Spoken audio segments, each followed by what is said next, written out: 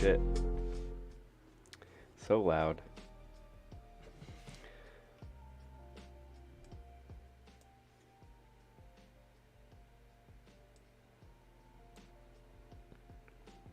Hmm. Hmm.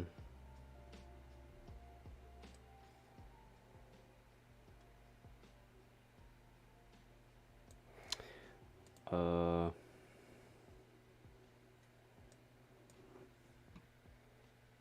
Oh, we're live. We're live today. We're gonna do some reading today. We're gonna do some reading. Some freaking reading.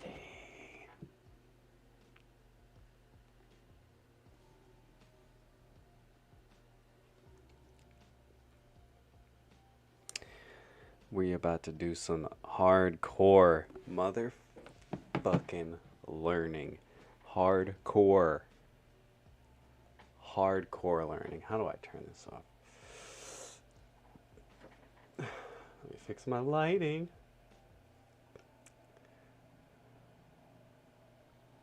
Let's see. Beautiful. Beautiful. Beautiful. Beautiful. Beautiful. Fucking $30 webcam realness. Time to hydrate. It's time to hydrate.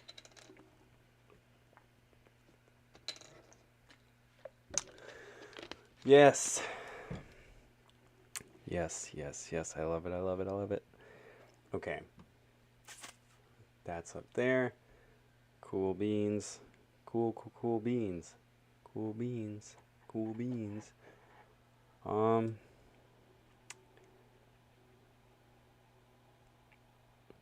Why is my desktop audio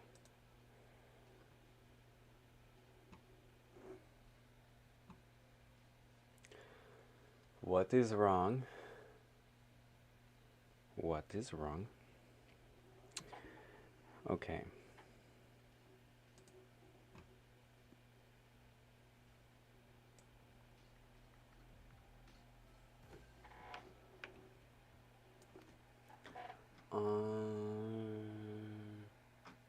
That's 11.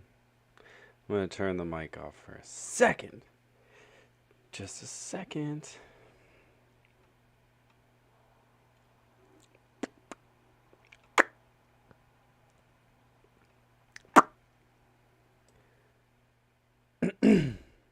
Okay. Oh.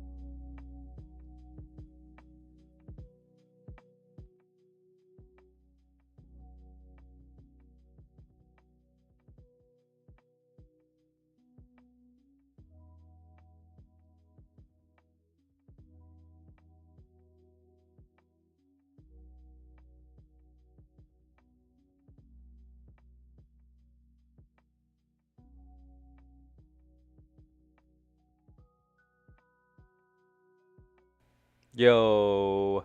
Sorry, I had to just make sure the music wasn't too loud.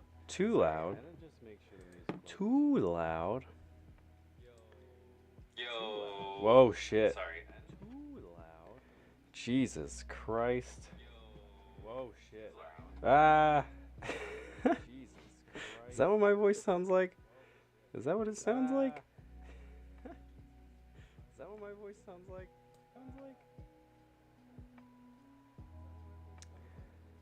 Really?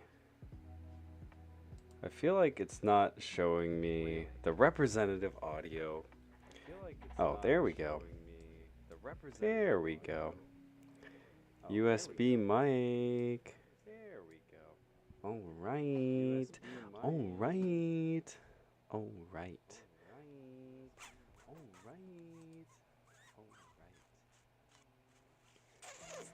What's up? What's up? Today, we're going to talk about restaurants and we're going to talk about COVID and we're going to talk about what these things mean and how they correlate to each other, essentially.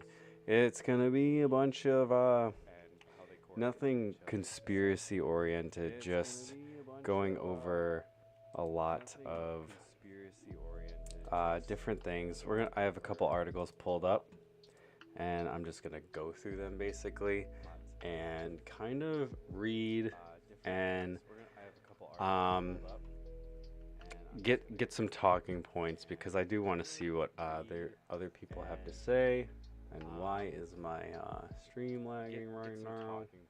That's very weird. Anywho, so essentially, how do I preface this? So this is this is a good first topic.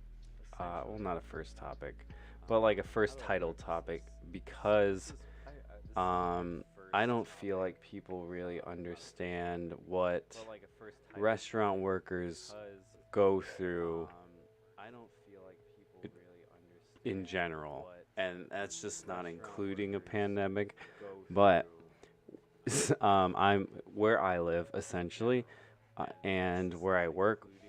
Our ordinances are different than probably other places. I live in Tennessee, and currently we are still open for dine-in. We have like a limited capacity, so essentially it's just 25%. 25%, and we are not allowed to be open till, or not allowed to be open after 10 o'clock. So we have to stay open within these boundaries and essentially close, get everyone out by 10 o'clock. Which, I mean, as you can see or tell is problematic. But I just pulled up a couple different articles. I just kind of typed it in the search. But there are some things that bring up interesting points. And there are some things that COVID has done to really shown a lot of things that we need to do and we need to change. Changing things like how people are paid, the tipping system, what is expected of a guest, what when a guest comes into a restaurant, what things do they need to do for us, because it is different now, and you know, a lot of businesses are gone and a lot of independent restaurants are gone, and while that is a bad thing, there is kind of like this opportunity for a lot of people who want to change the industry to step up and fill those spots, and it is depressing and it sucks, and it's hard to watch people lose their money and their livelihood. I mean, this is the only thing I've ever wanted to do in my life, and I feel like, I don't know, I've been in the industry 10 years, the restaurant industry, I mean, basically. So I feel like I have some opinions. We're going to talk about a lot of opinions. This is nothing political. This has nothing to do with this or that. This is just looking at the facts and looking how a pandemic um, affects the restaurant industry. And then also we can just talk about things going forward and what can change, what we can do to change things. I mean, because we are responsible, and I don't know. I feel like I'm grateful to have a job still. I'm grateful to be working, and I don't feel like it's fair if I don't at least try to get the general public. Trying to get the general public on board is really a bigger thing because you look at it and um, from a money perspective, you look at it from a goods and service perspective. The money perspective coming in is a lot different. So now restaurants have basically had to change the way they sell food. They've had to change the way they accept money. They've had to change the way they accept um, orders, things like that, depending on how they change their menu layout, how they're I don't know. There I could literally go on about how a single dine-in restaurant can change into a to-go food system or meal prep system or independent like private dining system. It's really interesting because it does, like I said, put a lot of entrepreneurial um, ideas out there, and it also changes basically the food landscape and how we look at food. I wouldn't doubt in the next couple years there's gonna be like this boom of like really good ideas and really different ideas in terms of how we sell food, and also just a lot of like there with all the businesses closing and people losing their jobs. I feel like within the next couple years it's going to be the opposite, or it might just be like another like the market's going to get saturated again, but it's going to look a lot different. um, and it's weird because like I can't even begin to speculate what that's going to look like in a way. But so let's look at Jose Andres. He's a world-renowned chef. He Michelin superstar basically, and he's sitting here saying, "I closed two of my restaurants because it was a smart thing to do. I don't feel defeated. It's part of life." Um, oh, how do I? Sorry, I don't know how to do this. There's an old saying: "Success is going from failure to failure without losing enthusiasm." We are in for a big fight in the months ahead. Let's hope the government gives us an injection of capital. Um, this right here. Let's just start with this. Let's hope the government gives us an injection of capital. So this is very interesting because a lot of when this first kicked off last year and I was furloughed and restaurants were closed, um, it was very odd how, yes, restaurants are where all this stuff is being spread, and it's an enclosed space and people are eating, and they're basically germ factories. I mean, like, I can tell you I'm sitting there washing the dishes in the back and touching all the forks and knives and spoons, and it sounds gross, but I'm literally touching all of it. And that's going from the front to the back, so you can only imagine how many people coming through and eating and going back to the dish machine and going throughout the kitchen. It is a cesspool. But I feel like restaurants caught the biggest like ban hammer just because we are where the virus spreads. But in reality, the fact that people don't want to stop going out is the secondary issue. I don't disagree with the fact that we shouldn't have been closed. I think we should close down. I think we should have already had other plans in place. There should have been a restaurant small business plan in terms of how we have the resources to carry out these mandates, because we don't get the thing is like we don't get a we didn't get materials, we didn't get anything to really help. It was more or less like even the bigger companies. I personally work for a hotel, and we didn't get the supplies necessary. We had to get the supplies ourselves, or the hotel had to get their own supplies.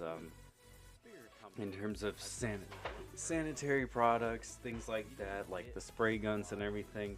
But you don't. We aren't in the position to enforce a lot of these rules, because in reality, people, from my own perspective, people don't want to follow rules, and it does hurt the people that work. It does ultimately hurt the people that work, because they aren't there as long, and they aren't there really making as much money. And that's kind of where we'll start, because this is one of the underlying issues of what needs to change. Because right now, I'll give you an example. Let me burp. I got to burp. I got water. What needs to change, because right now, I'll give you an example. So, all right. So you got a tipped employee. I'm obviously in back of the house. You have a tipped employee who's doing their best. From what I've seen, for the most part, people are not tipping what they need to be. People already never tip 20%. And I'm not going to blame people who don't tip 20%. There's a lot of people who don't know and understand what tipping is and how it works. A lot of people think tipping is just, oh, well, I'm tipping you for how well you did, like it's a measurement system. Or like, oh, well, if I tip someone 20% on every single ticket, they'll be a millionaire. They'll make more money than me, when that's not the case. And in reality, you should be paying these people as much money, because they're waiting on you hand and foot. Now, granted, on the other side of it, if you take away the pandemic, you don't have the motivation there when you are running on tips and you aren't making a lot. So it can be a problem. And I don't know the answer to what we can do for tipping. I don't know what we can do to change it. But I mean, I can speculate. I do have a few ideas, but ultimately it's basically like a person is working and serving for a certain amount of money that they don't know they're going to get. Now, that's fine. Sometimes it's already well known that front of the house employees tend to make more. It's just how it works. The tip averages are higher, yada yada yada. They can make more in an hour if you're just busy. If you're busy, you're making money. If you're in a restaurant that's busy, more busy than it is dead, you're gonna make money. And you're already usually getting paid your server wage or what have you, depending on where you work. And then you're getting equal up to the minimum wage if you don't make it. And you're already usually getting paid your server wage or what have you, depending on where you work. People have already been tipping a lot less during this whole thing. It's kind of hard to watch, but at the same time, if you look at that, you have employees that are already working less hours and they're tipped, and people are coming in and still their tip averages $60, $70, $80, and they're not getting tipped. So these front of the house employees are working and they're not making, they'll come out with maybe a little bit over minimum wage. But is that okay? Is that okay? Is it okay before a pandemic? Because I really don't think that it's okay for it to be happening and then only just now, like, oh, well, we're not making any money. Like, I do feel for the bartenders out there, and I do feel bad. Um, I know, like, I know how much bartenders make, and I know how much good bartenders make, and it is sad that they're all in a scramble because their whole system is just destroyed, and they also are getting tipped less if they can even find somewhere to work. So essentially, you're looking for a place to work, or if you're working, you're not making any money. You're making pennies and dimes on tickets and things like that. So it's really, it really needs to be switched because you can't rely on the good of the people to, you're essentially, you can't crowdsource your income and with a little bit of supplementation from the business. And it's even worse because I work for a larger company, and it's sad that they don't have a unified wage, and it is sad. It's sad that they're working less hours. They're having to deal with closing earlier, not getting any real help enforcing these mandates. That's another thing. That is the whole. This is what makes things even harder, is when you have to tell people to put a mask on, or you have to deal with disgruntled guests, especially if you do work in a hotel where they're just traveling and your guests are varied. You wouldn't believe how much it aggravates people to be told what to do. And when your wage depends on someone that you're serving, it's a gamble and it's not fair. So it is a shitty thing for these companies and restaurants that do have the means to make people work the way they do and not give them a standardized wage, especially right now, especially during a motherfucking pandemic. You can't pay your employees a working wage. They're not going to make the tips. You can pay them the wage and then take a percentage of the tips. You can still put tipping in. That's the thing. We don't need to tell people what these servers make. They can get their tips too. It just seems like a way. So let's just see how tipping started. Let's go here. How did the tipping? Where did the tipping culture come from? All right, we're going way back. Let's go to Wikipedia. Wikipedia. Let's do some history.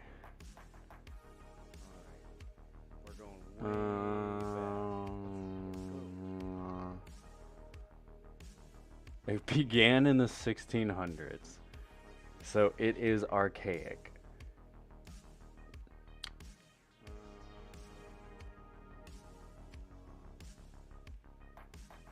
It began in the 1600s, so it is archaic. Tipping researcher Michael Lynn identifies 5 motivations for tipping. 1. Showing off. 2. Supplement the server's income and make them happy. 3. For improved future service. 4. To avoid disapproval from the server. 5. A sense of duty. This right here, this is the biggest load of horse shit ever, and it doesn't matter what you're getting paid. Like, yeah, your pay is gonna motivate you, but if you hate your fucking job, there is no sense of duty.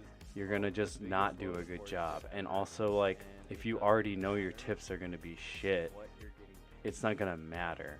Like, you're not someone's house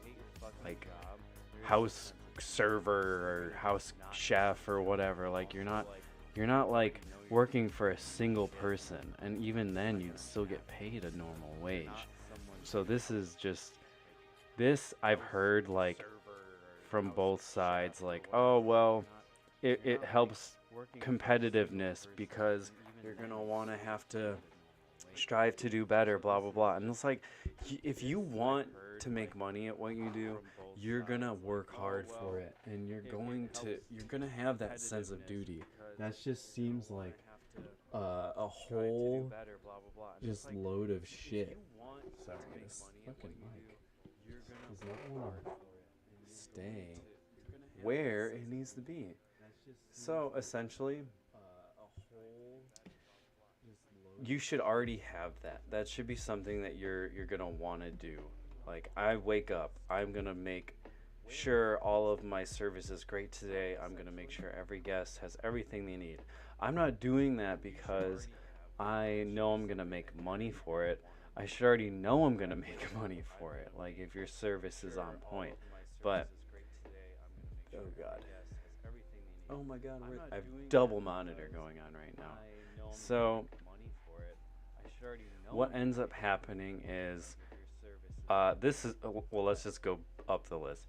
To avoid disapproval from the server, this is just like something that you never hear of because if you're not in the industry, you don't hear about it. But if you tip, everything you write, they immediately see it. So if you think you're like slick or something and turning it upside down, like that doesn't, like if you leave a shitty tip and you just flip it upside down, that only prevents them from seeing it for like a second longer. They're still gonna see it and they're going to talk shit about your shitty ass tip. And the thing is, in the pandemic, you're going out when you know it's not time to go out. So you're literally paying for goods and services, and you're paying for a service that has been extended even farther than it normally is. What's up, butts? What are you doing?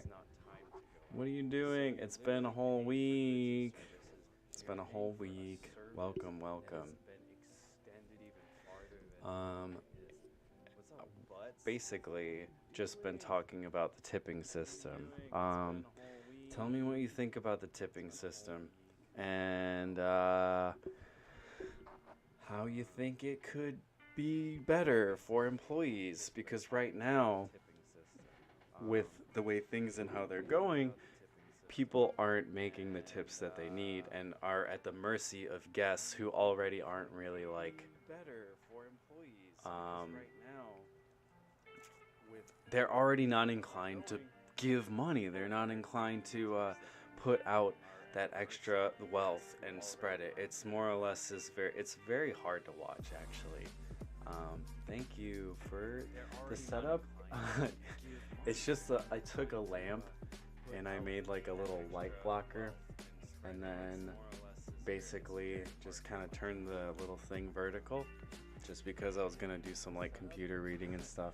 I need to open a notepad too, just to write things down. I don't know how to use dual monitors. Let's go. Note. Okay, so essentially.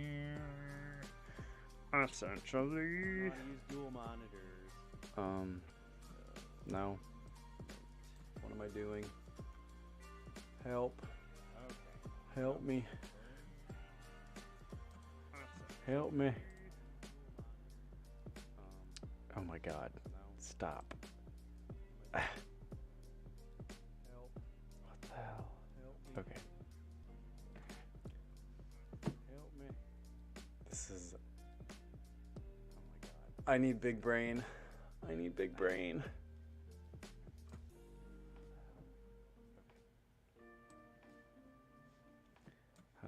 Okay. Do that. And then do that. There we go. Oh my goodness. Cool. Tipping. Tipping is archaic. Incentive based for guest and server. Also, by the way, server is basically the term, the PC term. You don't really say waiter or waitress anymore. It's just server, since it's very unisex and ambiguous.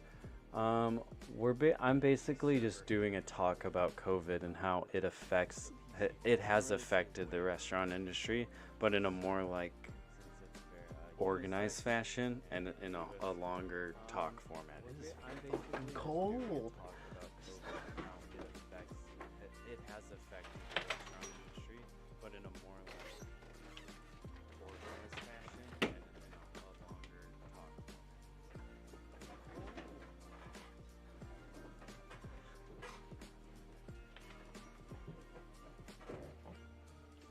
Okay.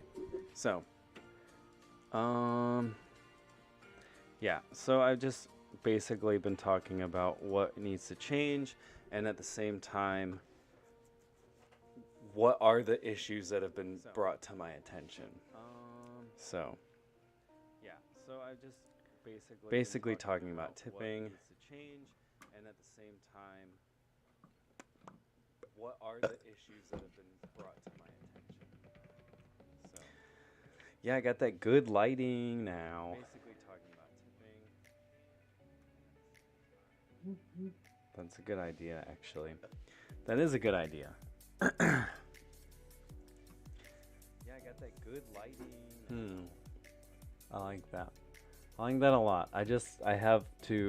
I'm still trying to figure out Discord, and I don't want to put it out there until it's like ready to use. And because then if I put it out there, it's just something I'm gonna have to like. I don't know. I just want it to be perfect. So basically, tipping is archaic, and it's incentive based for guests in the server. People, they're tipping less. Tipping is archaic, and it's incentive based for guests in the server.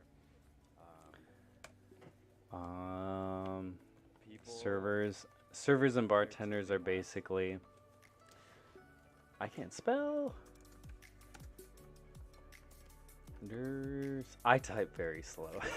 I type so slow. I type so fucking slow. You can probably hear it from the mic. It's embarrassing. I type very slow. Making same low hourly. Let's just say average like 3 at the lowest to like $5. That's their hourly. 3 would be a server, a decent server. 5 would be like bartender. From what I've seen, essentially. So they are also working less hours, from what I've seen, with new mandates. So basically, this is just the tip. Just the tip. They're making less hourly, and now they have to enforce mandates. So basically, this is just the tip. And this puts them at the mercy of the guests, basically. They have to enforce mandates. So basically, you get somebody who's like coming in, and maybe they can't afford a lot of food and a lot of drink, but they come in and they're not following rules, and once they're told, either they got to put a mask on or they have to do whatever it takes to not break the rules. Like for instance, where I'm at, you basically have to take your mask off to eat, but you have to wear it if you're not eating or drinking anything. But what that means to guests is immediately when they walk in the restaurant, or sit down, they'll take their mask off, and it's just how it is. So they have to tell them to put the masks on because they are out on the floor. So they're out on the floor. They're the ones that have to enforce this. We have managers and all that, but at the end of the day, if the health inspector walks in or the health department and they want to enforce something, it's not fair to have a server basically be like, okay, well, can you put a mask on or blah blah blah, and if they don't get listened to, it's we first off get fined $1,100, and then it's a two-strike thing, and then basically the second time we're closed down. Now, like, there's been a wave of restaurants being closed either because people get there's outbreaks, or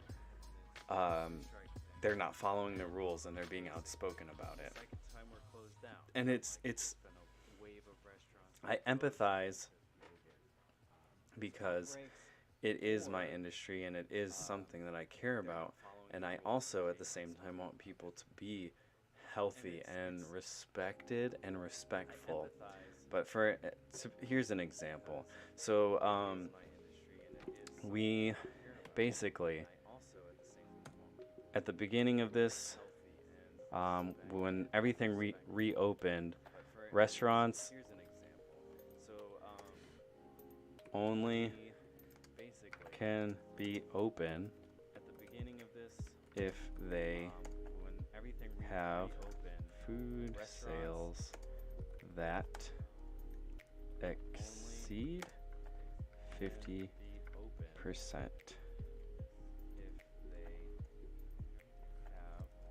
of total.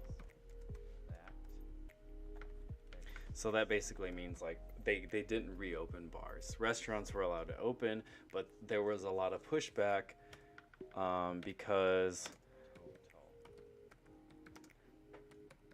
some bars do sell food and they didn't want to be counted out because they sell food. So it did like put a lot of tension in the air. Some bars do sell food and they didn't want to be. So basically, there was a restaurant. I'm not gonna name drop, but the owner, it's a full-fledged restaurant. Well, it's a bar, but that sells food, but it's still like not just like pub food, but there's other stuff. But at the same time, they have craft cocktails, and the owner went all over. This is an example of what not to do. I'm not neither condoning this, but I'm just telling this story because I think it kind of fits this whole thing. Basically, he went on the internet and, started complaining because their restaurant serves high-end cocktails, this and that, and that's why their liquor sales exceed 50%. Oh, wait, did I put that in there wrong? Oh, yeah, I did. Oops. Let me rephrase that. Establishments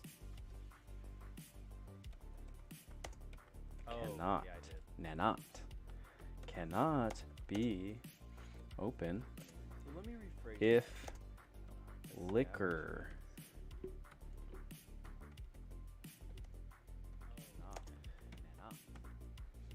so you can't be open if your liquor sales exceed 50%.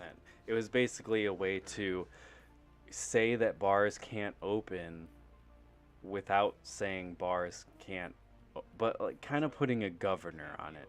So this person went on a internet tirade and was just like, well, I'm gonna stay open and I'm gonna do this, and he's blasted it all over the internet for everybody to see, and they just shut his ass down. Like, it's just something you can't play with. But that's the scary part, is like, let's just say, now granted he went about it the wrong way, and it's scary that like you can't like fight for your business, like even though if you're doing things safely and this and that, you're at the mercy of the health department.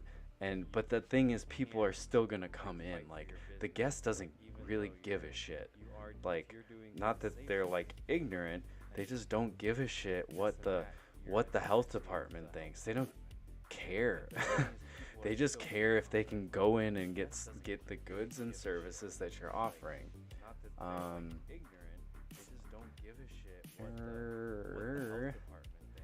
So the whole 50% of sales was essentially to make sure that bars, it would discourage people from, because these places wouldn't be open, because now, now everything's open, but that was their little band-aid. Now anything can be open, really. And from what I've seen, there's been bars that have been open till 3 a.m. There's people who, like, even in the industry that I know of, that have been going to these like 3 a.m. bars and stuff and like hanging out. So it's not just like a guest thing too. It's a people thing. So now, these servers and front of house staff have to essentially take a like authority role and tell people what to do, but their pay is directly involved with their relationship with the guest. So, where's my mouse? Yeah. So their pay is basically based on their relationship with their guests, and it doesn't make it better that they have to tell them what to do, because from what I've seen, a lot of people are not taking well to it. They don't like it, and like, no, that's just the thing. No one wants to be like, oh, you have to do this. When you come to a place where you're sitting down, you take your coat off, you're about to eat a nice meal, like, people don't, if they're already not going to follow the rules. They're not going to be inclined to tip anymore. Let's see. So that is going to cause their tip average to go down. So they're already working less, people are tipping less, and now that they have to literally annoy people, and it's what they have to do, it's just going down. It's like another dollar, another dollar, another dollar. People don't look at the service as if, oh, I'm going out, I should tip more, blah blah blah blah blah. It's just like a normal day, except there's a pandemic. Now, it's not completely the fault of the guest, because this system doesn't need to be here. It absolutely has no place in this time, in this world anymore. And I don't want to put complete blame on the guests, and I'm not going to put complete blame on the fucking the health department, because they put that governor on the liquor sales and everything because they're trying to deter people. Now, granted, they don't give us supplies and the means to do a lot of things, but they're not wrong, and like they should have just closed everything down. Where's my list? Where's my other list? So we have companies that are having people come in working for the same shitty pay and not giving any incentives and offering the same shitty insurances and sometimes it's just like you have like these a lot of this will be like the next kind of segue into this is let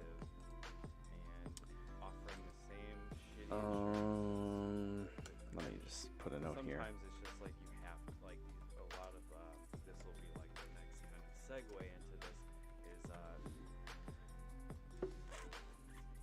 Sometimes as a small business or these independent restaurants, you have very little insurance options, and so you have people who are making less and getting tipped less, and then on top of that, they're literally having the shittiest insurance ever created that can't cover really much of anything.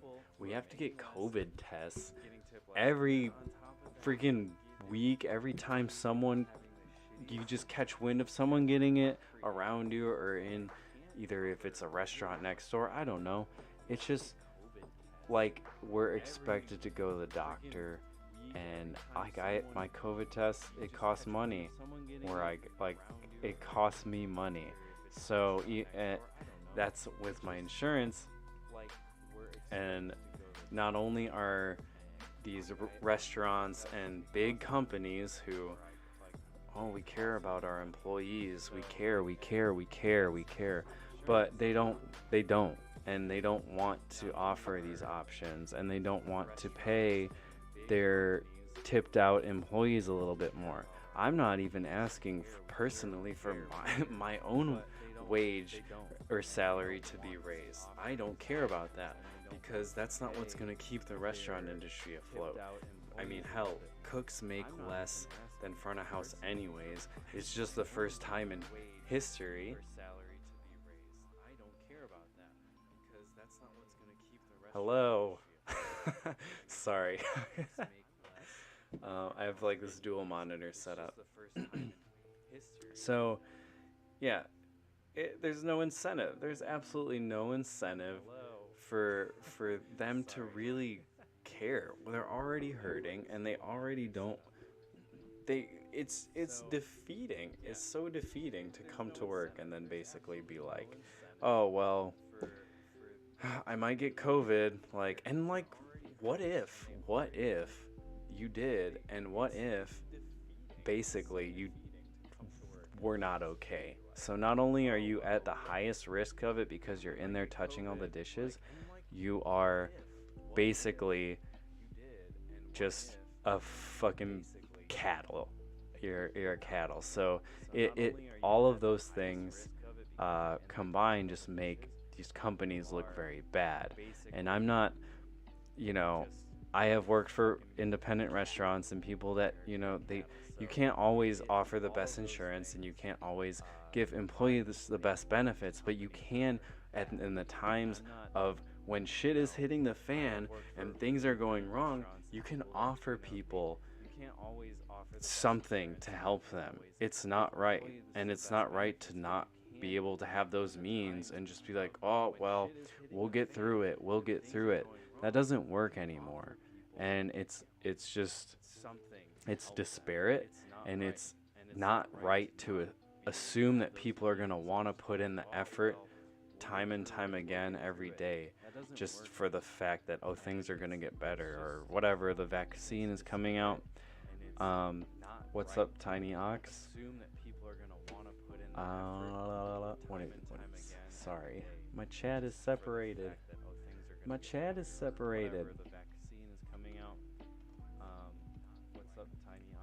I'm doing good. I'm just going hard on this this talk right here. Welcome. It's all good. We're basically I'm talking about tipped employees. I'm just going hard on this this talk right here. Welcome. It's all good. Talking about tipped employees and how they're basically getting fucked. So yeah, restaurants already, like, look, I'll give you an example. I just had to get my coverage renewed. It's almost like every year in every restaurant I've worked, I've had to apply for my coverage because these restaurant groups, they'll switch plans on your ass because this next one's cheaper for them. So in this instance, I'm paying double what I paid at the end of the year last year. The last month I had my previous insurance was January or December. So essentially, I'm paying double now.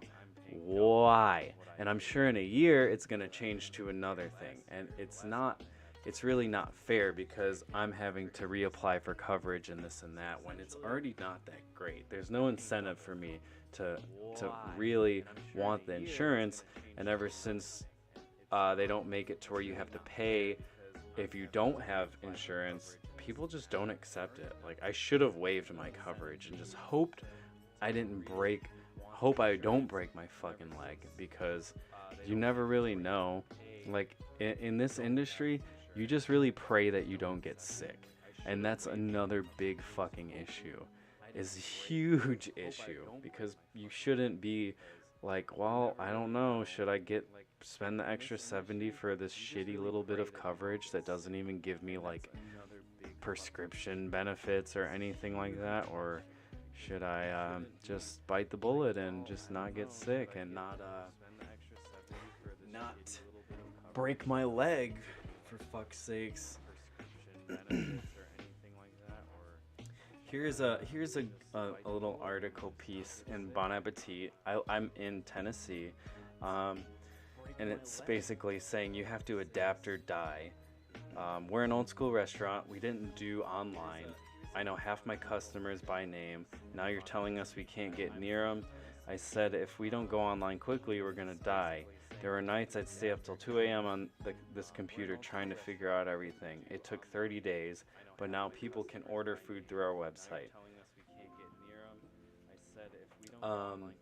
And then he goes on to say they don't understand how much DoorDash and Grubhub charge a restaurant, but those orders helped us stay in business. You have to adapt or die. This is 100% true because you do have to adapt or you will die.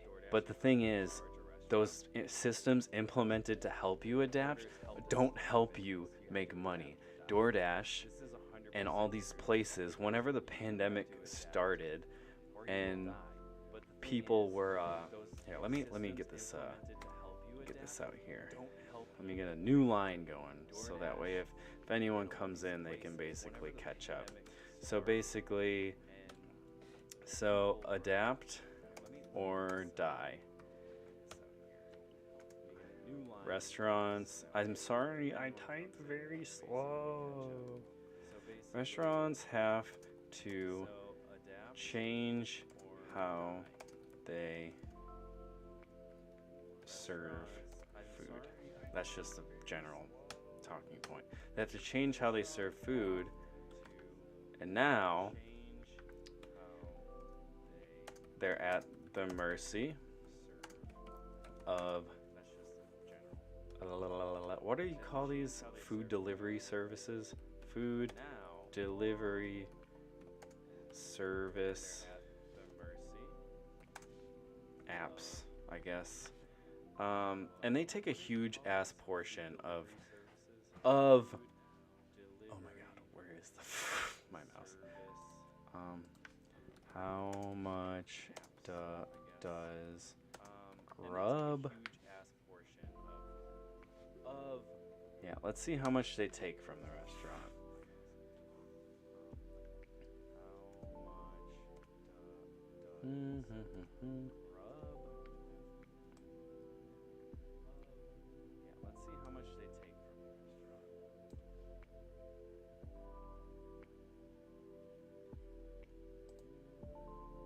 I feel like going to their website is just bullshit.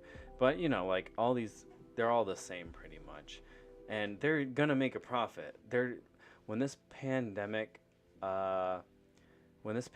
started, it was just this big old thing to like go on Uber Eats and like this and that and like, which is the worst one, I think, when it comes to how much they take. And like, oh, support small business on Uber Eats, support small business. Do you really think they're not making a whole lot of... Have you ever tried to order food off of Uber Eats? They're making a lot of money off the restaurant and your ass. Like, they're taking so much. It's so ridiculous. It's insane. So they basically take a huge chunk of the buyer and seller's money, and then they're gonna say, well, we're promoting to do small business, blah blah blah. No, if you want to promote and help small business, you have to go to the business and give them your money. Don't do it through an app. So adapting with all these little services it's necessary and it sucks, but so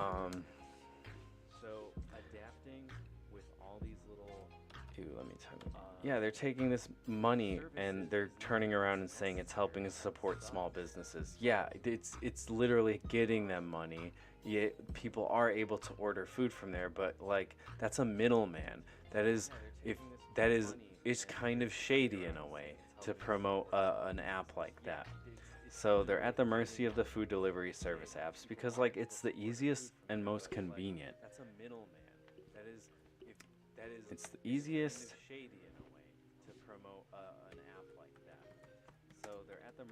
convenient.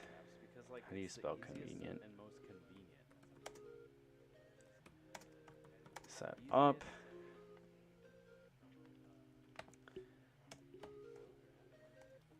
Take percentages. Oh, thank you. It's pretty it's pretty bad, basically. Um it's just bad all over. Take percentage of sales. It's pretty bad, basically. It's just bad all over. Doesn't help small business and is a middleman. Doesn't well, yeah, it's a middleman. It's like, why would you just go? Why wouldn't you just go get if you wanted to get a sandwich from Joe's Sandwiches? Yeah, it's a middleman. It's like, it's right down the street. You just go there and you order the sandwich and you tip them. You don't need to pay this other service.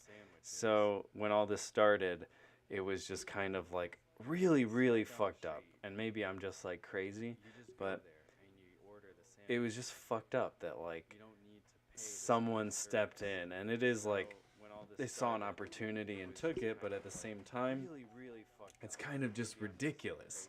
It's so ridiculous that people just, when they, I can't tell you how many like people have talked to me about, and like, look, I fucking use Uber Eats.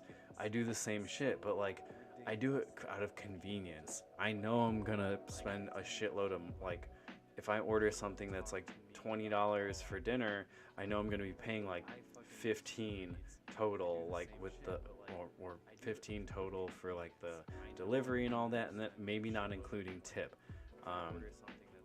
And that tip in the Uber Eats app doesn't go to the restaurant. At least from my understanding, that tip is for paying the delivery person. So you're not supporting the small business. I'm just gonna type in Uber Eats a scam. No. Uber Eats. So you're not supporting and what they take. So basically, Uber Eats and what they take. What? That's not what I'm looking for. So you're not tipping the restaurant when you put that tip in there. That tip goes to the delivery driver, and I think the delivery driver alone, because I did Postmates when I was living in Chicago, and what I got tipped on the app is what I took. So you leave a fat tip, it needs to go to the restaurant. It doesn't need to go to the dingleberry driver who slid your Chipotle all the way to one side and took a burrito. You know, like it's dumb. So if you're gonna support, if you're going to support a restaurant,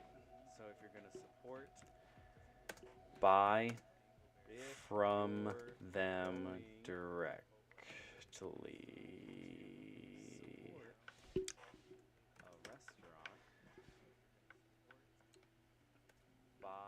Meal. Let me finish typing this. So meal delivery. Go to driver. And also percentages.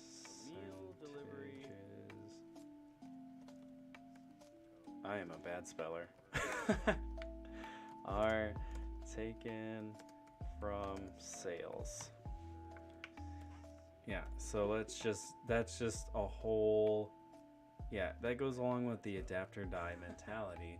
you're basically you're forced to adapt and download these services as a business and then turn around and then lose money on it. It's set up for failure. And I don't know, I haven't like really looked at the market of these apps and if there's any other ones that take less percentages. It's just, it makes more sense. And I think this is a fault of a lot of restaurants, is to basically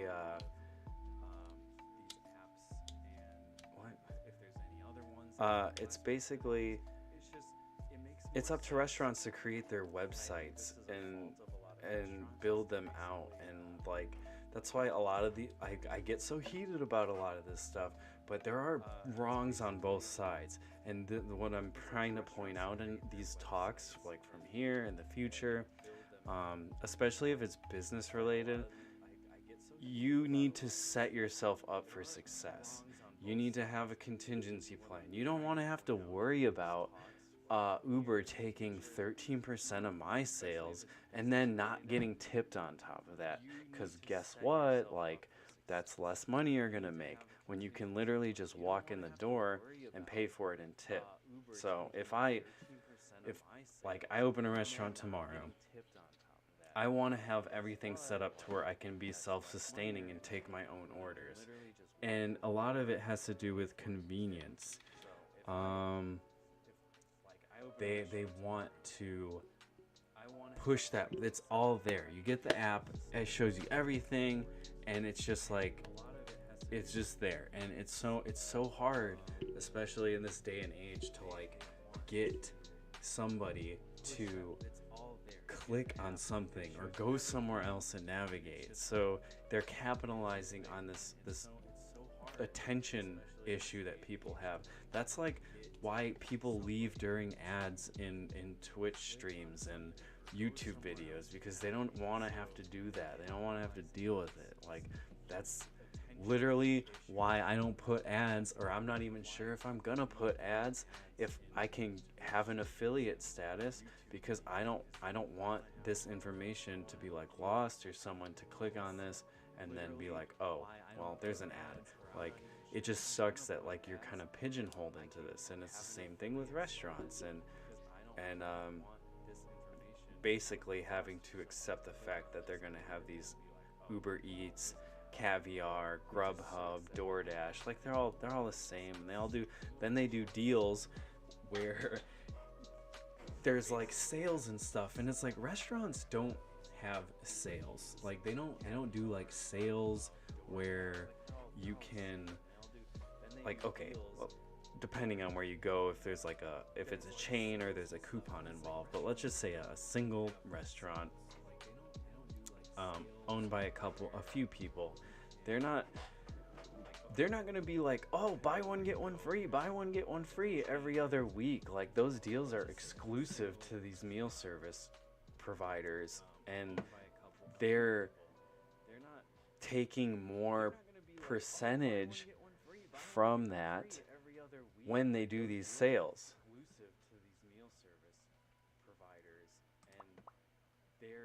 Let me go back here.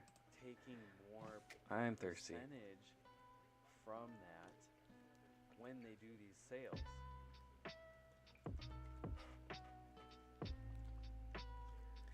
Thank you for the follow, Tiny Ox. Thank you.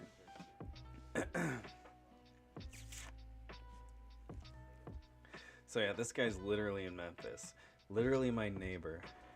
Thank you for the follow, Tiny Ox. Thank you. I am building out a Discord for the channel. I'm not putting it on here just because I want it to be finished. So it's gonna be basically like behind the scenes restaurant stuff exclusive to the Discord. So when there's a subscriber based status, it'll be more of an incentive to join the Discord, because I'll be putting additional content on there. Exclusive to the Discord, so when there's a subscriber based status, oh my god, it'll be more of an incentive to join the Discord. I burp a lot when I talk this much. Um. Hmm. This is Edward Lee. He's a chef in Kentucky. He's a Korean guy. Big name, and it basically saying this is the end of the independent restaurant era. And he goes on to say, this is the end of the independent restaurant era, and I don't know any chef in their right mind who feels hopeful right now. We have meal kits, we're getting heaters, but at the end of the day, I'm on the Titanic. It's the fluctuations that really hurt us. We rely on predictability for staffing, for inventory. Now we don't have a clue. Some of it's COVID related, some of it's protest related, and some of it is related to fears about eating out. It's just, yeah, and he's basically, this was the thesis of this whole stream, basically. Yep, the whole reason for this channel is for facts. I'm trying to provide a platform for not just food talks and things like that, but I'm trying to build out a community that can learn about the inner workings of restaurants, and like there will be other, like I said, food things involved, recipes and things like that, but for more topical discussions, or at least this one, it's kind of not really food related, but it's still very important, and I feel like this is a good place to start for the channel, essentially. So we have a big problem. We have a lot of big problems, and COVID. It's not necessarily COVID's fault. COVID is not the catalyst. It is just like COVID pulled the blanket off of it because it shouldn't have been this way. There is a pride and honor in this work. To not be able to do it is very difficult. Blah blah blah blah blah blah blah. By the time stay-at-home orders went into place, many businesses were already operating at a loss. A lot of them didn't qualify for the payroll protection program because they're very analog. It's hard to quantify things, or there were language barriers to accessing it. And because they're cash only, they can't use systems like Seamless. These mom and pop shops keep prices super low to support the affordable housing units and elderly people in the area. They're feeding the community. For them to close, it's one less option for someone who doesn't have a lot of money to eat. For a lot of our merchants here, it's pride and honor in this work. They want to earn the living, and not being able to do that is very difficult. A lot of people do what I do, and I do what I do because I care, and it's not about the money. Otherwise, I wouldn't be working back at the house. It's pretty sad, So now they're just saying in here 6 million restaurant jobs were lost during March and April. That's just March and April. That is March and April. 6 million.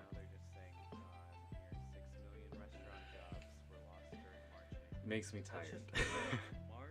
Makes me tired. And April. That is March and April. Yeah, 6 million, and 1 in 4 of the jobs that are 1 in 4 unemployment or unemployed citizens is a hospitality worker, a restaurant worker. What does it say? And so earlier I was basically saying there's a lot of creativity floating around and people are changing, and I don't agree with what Edward Lee is saying, because that's just like saying like, oh well, independent businesses are going to die because they can't support themselves. The money will come. People with money are going to take places of what isn't there. There's going to be new businesses. There's going to be hungry people ready to take those spots, and that's kind of like how I've thought about it. And I don't really don't feel good that people lost their job, but I feel like there is something that needs to be done, and I feel like you can't just be like, well, I'm not gonna work for an independent, or I'm not gonna start my project because COVID. Like, it's going to get to a point where it is plateauing, and businesses are going to basically change the way they do things.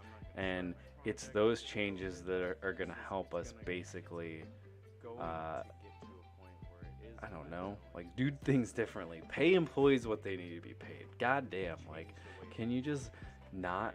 I swear, the whole tipping thing is still just like getting me mad. So crazy. So insane. Let's see what I have a couple articles pulled up. So crazy. So insane. I haven't fully looked through these. I just pulled them up before I started the stream, and basically,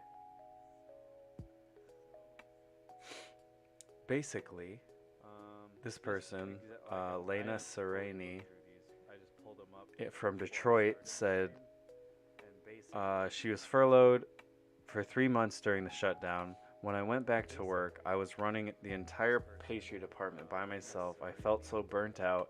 I didn't have time to be creative, so I resigned to give myself a mental health break and focus on what I actually want to do with my career. The unknown is terrifying, but things will go back to normal. This is an industry. This will give the industry an edge. I just think there is a positivity to it, and I feel that like I said, there's so many young people, myself included, that know, at least from a marketing standpoint and from just watching how things are changing, it doesn't necessarily mean that restaurants are going to be done. Like, the restaurant industry isn't failing, it's being failed. And in itself, it's some of the biggest people that created a lot of these companies and this and that, like, they're to blame. I'm not trying to sound like an anti-capitalist, blah blah blah blah blah. I know this is America. I know you gotta do what you gotta do to make money. Like, I'm not stupid, but at the same time, like, come on. Like, you can't pay your servers a wage, like, but you expect them to come in and enforce these rules and be stressed and burn out and sacrifice their creativity and all this and that to make you money? Like, I know that's asking a lot, like, morally, but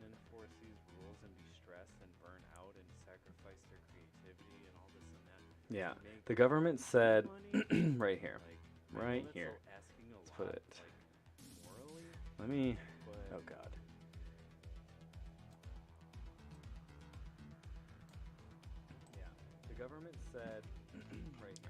The government said we can only operate at 25% capacity. That is not viable unless you charge 4 times what you charged before. Maybe the rents, taxes, or price structure need to change. I don't know, but it ain't working right now. So, if you are a restaurant that has a larger rent, like, or a larger dining room or whatever, like, your overhead is very expensive, and having these limiters put on, yes, it is for safety, but at the same time, like I said with the tipping, and it always just kind of goes back to that, you're not gonna have that income. You're not gonna have the income to pay your employees what they need, and you're not gonna have the income to get your fucking lights, like, to stay on. You're not gonna be able to, like, if you just do the math and you can only have 20, you got a 20 seat dining room, and you're at your average, like, 80% capacity across the board, and you have to go down to 25%, so 5 people, let's just say, 100. Let's just say you got 100 seats. That's that's dumb. There's not gonna be, like, I'd be fucking damned if there's a restaurant with 20 seats that's only allowed to have 5 seats open. But that sounds like some shit that's actually happening, and that's like why it's fucked up, because it's fucked up and kind of funny to laugh at, but then you're like, wait. I mean, I've seen, like, there are restaurants with 20 seats or whatever, but like I'm sure they've changed how they've done things and like put more chairs in, but like occupancy laws are put in place by like the fire marshal. So like when the place where I worked opened up, we had to have the fire marshal come in to approve of some things and basically put how many people can be in the upstairs dining room and how many people can be in the downstairs dining room, and that's what they go off of. So you're like, your occupancy is based off the fire marshal, and your occupancy limiter is based off the health department. But like, you got a giant ass dining room, so it's like told you have to win a race tomorrow, and then someone comes in your room and breaks your fucking legs. You got a giant ass dining in the middle of the night, and they just come in with a sledgehammer, and they just break your fucking legs. That's just how it is. So, I mean, I don't agree, like, you have to charge 4 times what you charged before. I don't think that's true. I don't think you should be like, well, like, granted, you probably should adjust your prices for a pandemic. I think people should, they kind of understand that, and you know, within reasonable boundaries.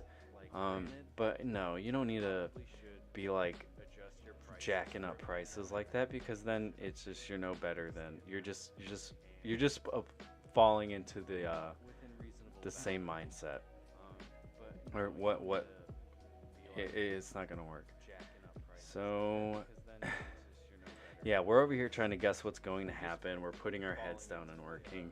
And that's the thing, like, so our mandate now, because in Memphis area, Shelby County, people are basically, there's so many cases and there wasn't anything put in place. People were just allowed to do whatever they wanted, until like 5 days before Christmas, the first week before Christmas, people were, 5 viewers. Thank you guys. That's so nice. I'm glad you guys like listening to me talk. So yeah, so there was like a week before Christmas or something, the governor is a big, he's basically, there's this mandate now, and you have to, what's up, Josh? What's up, Josh? Long time no see. Welcome to the talk. What up? What up? Yeah, so we were able to stay open till after 10 o'clock and then have 50% occupancy. And then what happened was COVID cases got record high in Shelby County. Shelby County, I don't know if you know, had the highest, I don't know if they still do, they probably do, the highest record cases in the country. And that's what pushed this mandate recently. Not to close restaurants, just to put it back to 25% occupancy, and then turn around and say we have to close by 10 o'clock and have everybody out. So now, our occupancy laws, which are given to us by the fire marshal, enforced by the health department, and mandated by the governor. So you have the governor who's basically saying, because of my mistakes, this is how we're gonna do things, we're gonna cut it even more. And then that's hurting people. Those mistakes are hurting people. Doing that, reacting late like that. But that's the thing. The 6 P's?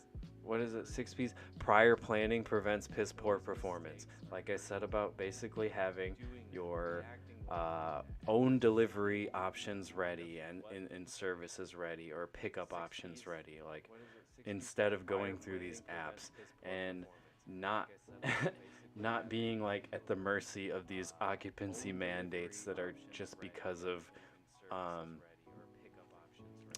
the whatever governor of your state is deciding to do, or lack of management or whatever.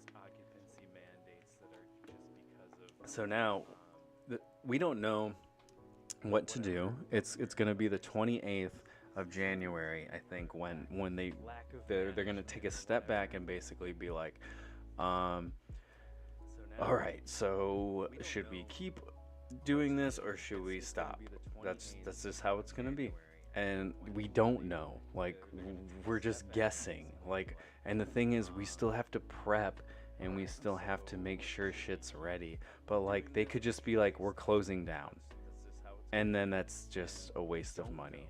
So we're being dicked around by everybody else. It's like having like parents fight over like your best interest in a way, and then neither of them understand. So it is partially restaurants' fault for not putting these things in place.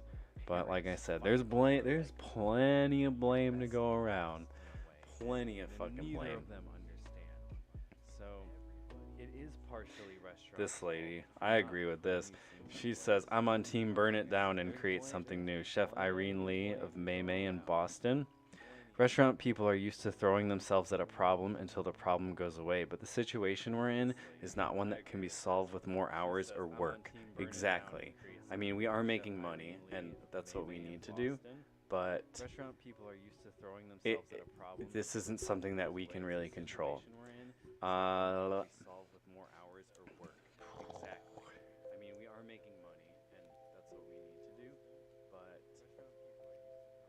It's insane how like all these restaurants are just helping each other. I mean, there are good restaurants out there. I'm not blaming like every restaurant owner and things like that, or people that are doing good things. There are, but even in these like shitty ass times, they're doing the hard fucking work that none of them will get recognized for. That are doing good things. There are, but even in these like shitty ass times, they're doing the hard fucking work that none of them will get recognized. Let's see. Let's check out, what is this? This is Fortune.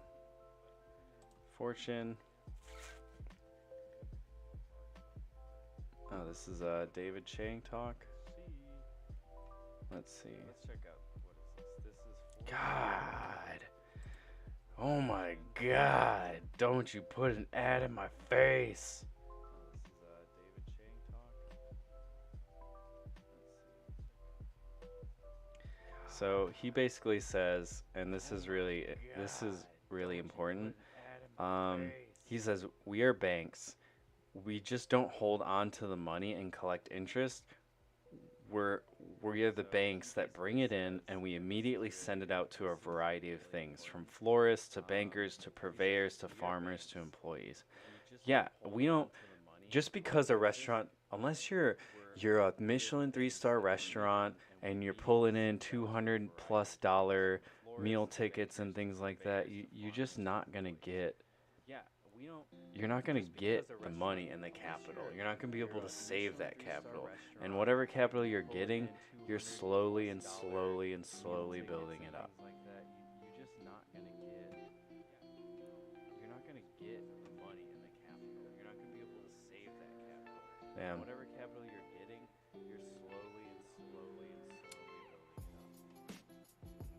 Yeah, I don't like that. That article gave me a bunch of ads. I'm gonna go back to this one.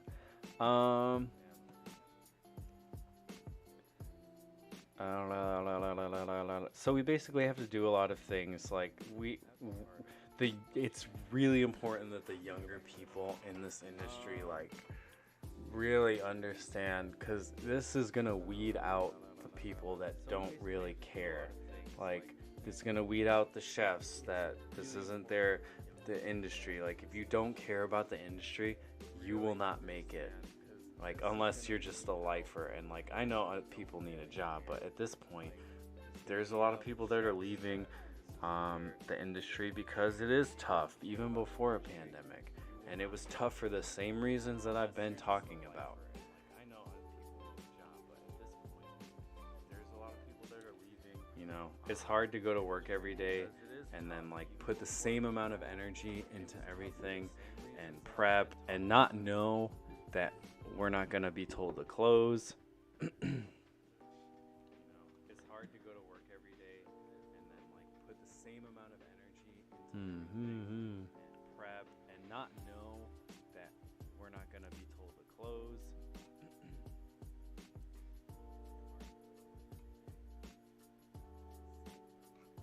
Yeah, and this goes along like, and I don't want to demonize the guests because at the end of the day, that's what we do it for, and it does excite me to pay close attention to service and make things that people want and enjoy and love, but it's really hard when the incentive is just you could lose your job, you're not going to make any extra money, and you're losing business because you're being failed. And you could lose your job, you're not going to make any extra. Where is it? Did I lose it? Because you're being failed. I'm going to switch this one over here. How do I do this? How do I do this? There we go. No, that's not how. There we go. That way people can read. So I basically will. In this format, I'm just gonna keep the notepad out so that way you can kind of, if you come in midstream, you can see the talking points and kind of what I've gone over. People can read. So I basically will. In this format, so I'm just gonna keep the notepad out so that. Let's just reiterate. Basically, a big glaring issue right now is tipping, insurances. Restaurants don't offer the best insurance. I totally forgot to type that in there. Big glaring issue right now. Let's do it right now.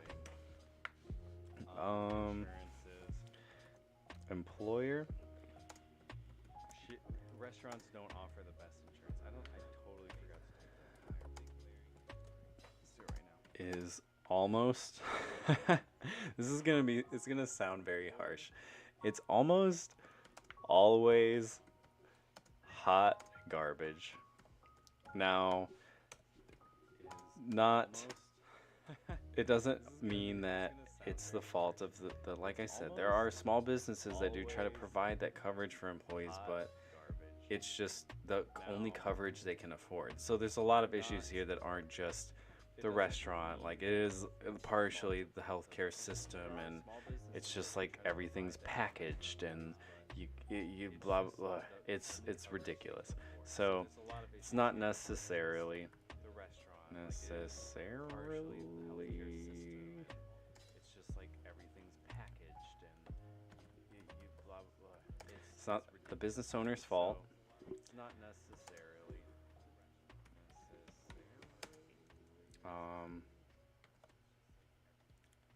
They're basically cheap, it's not the business owner's fault. Incentivize.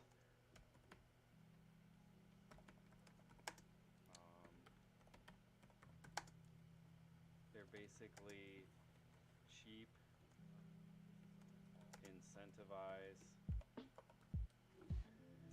and then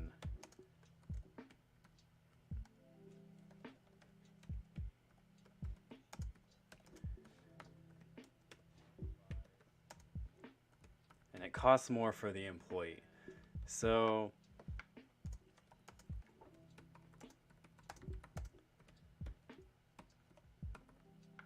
yeah, okay, so I can get dental and vision for whatever, less than $10.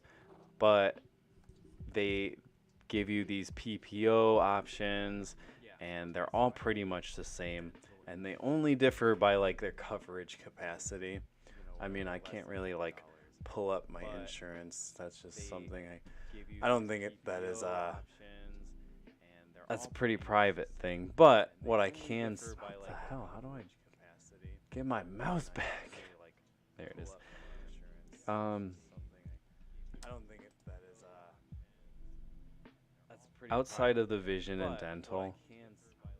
the medical itself is just it's astronomical, and like you pay 150 $200, and you really still have to pay out of you can't even go to a clinic. Like I said, it's not a thing that's just the restaurant owner's fault, because it's packaged that way because it is cheaper, and it's like, oh well, we have all of these plans, but how much money do you have? Oh, how many employees do you have? Well, we have this package, and it's like curated in a way to be as cheap and easy to distribute as possible. And I know I sound like one of those anti-capitalist people, blah blah blah. It's just it's shitty, and its owners and employees are being taken advantage of. So, without proper health insurance, how the fuck are we gonna keep ourselves safe during a pandemic? It just doesn't make any sense. It doesn't make any sense at all. It just doesn't. It makes me mad. Okay, we can. How's the music? Is it too loud? Is it not loud enough? Should I fix it? It makes me mad. Okay, how's the music?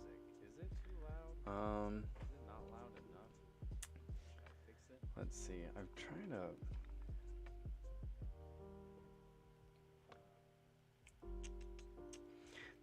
This is really cool.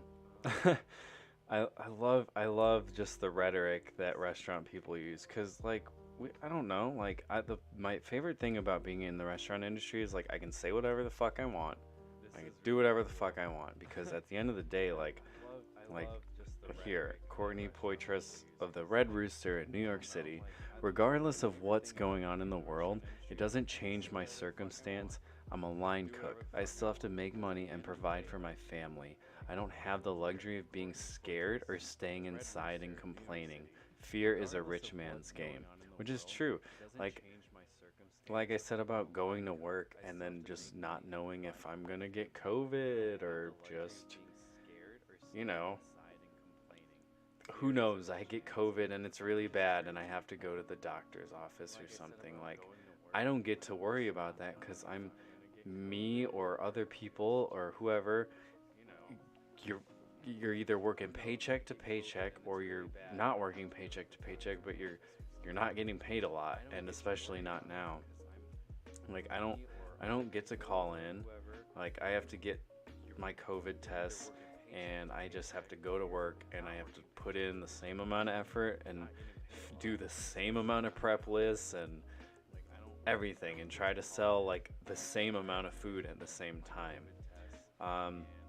What that ultimately is going to do in a positive way is going to change a lot of these chefs and business owners and people in the industry and the entrepreneurs. Like I'm like, even me, like I'm doing this. This is me trying to branch out. This is me trying to offer information and change how restaurants and food is looked at, and also offer information to the general public in and out of the industry. And even then, like, I'm starting to like do like home delivery food things. It's just, you just have to, like, you know, granted I'm not running through, like, it's just me, but at the same time, like, I'm doing it, and I'm not the only one. Like, as you can see in these articles, is that it's changing how things are, and it's helping people realize, like, fuck yeah, you can make money on your own. Like, if you know how to basically what the fuck, some weird ass fucking bots. I don't want your weird ass shit. I don't know how to get rid of these things right now, but yeah, it's turning us into entrepreneurs, and it's basically like, well, I'm obviously not going to make money from my place of business, so I'm going to use my skills and talents and put them somewhere else. And that is basically where this whole mindset comes from. And it's cool in a way because it does put the hands back, or it puts the hands back. It puts a little bit of power into the hands of the small creative person, because you can be like, well, I'm gonna go smoke salmons in my backyard and deliver them to people. Like, that's completely fair and completely makes sense. And you have to think about how that's gonna be like kind of how the landscape will change. So you're gonna have a lot of people who are gonna do all these small business stuff.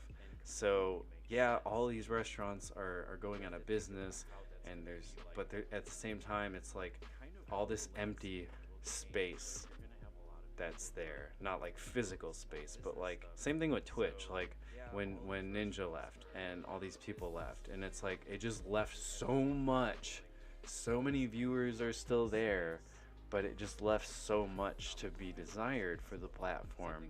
And the same thing correlates to the restaurant industry and how like people can make their dollar. And it isn't and those people who are making their dollar right now, their little dollar that eventually will turn into a business, then they're gonna fill those shoes. But then those restaurants are gonna be the ones that make it. Because right now, unless you haven't started, like, or you've already been going strong, like, you really are just, the odds are stacked so against you. Especially, like, it is not the day and age to be like, I think it's cute to open up a restaurant, like, ooh, like, it's just not smart. Opening a restaurant is big old, like, it's basically like burning money, hoping that you're gonna eventually make a profit, because it costs so much to get started, just equipment wise. Oh my god. Oh my god. So you're gonna get a lot of these, like, here's an example. When I was in that culinary program for a little bit, yeah, and in my college, they went around the room like the first week and were like, what do you want to do with your degree? Blah, blah, blah. It's like, okay, it's a culinary degree. It's not a business license. But some people would just be like, I'm gonna open a restaurant. And I guarantee you, well, this one person said that, and she did open a restaurant. This was years ago, but it ended up closing because there wasn't a pandemic, but they just didn't understand how it worked. And that's a lot of restaurants. Like, restaurants, there are so many restaurants that are open that are just people trying to make money. They're not in it to like build something. A lot of the times people just open restaurants to kind of make more money. And this is where you're going to see a lot of these places die. Unless they're just serving like tacos and pizza. Like, we converted our bakery in the PM into a sourdough Detroit style pizza restaurant cafe, because pizza, like, you can put anything on it. You can enforce to go, and you can really like advertise it. So it makes sense. So like that, and that's just us adapting. And unless you're a business like that, like, and let's be honest, most people's passion projects are not burger restaurants, and they're not pizza restaurants. They're like their dream restaurant, or they're like what they think is going to make money.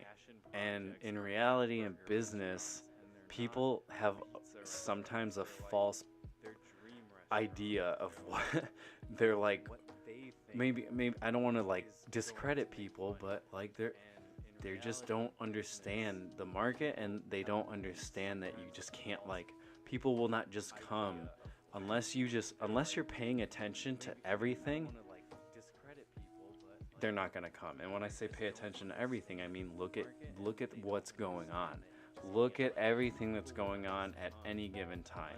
So taking the pandemic in this situation, it's like being that business owner. Like, if you're gonna open up a restaurant, you better know that you're like, okay, you get hit with this pandemic, like you gotta adapt and change. If you don't know how to do that, then you're done.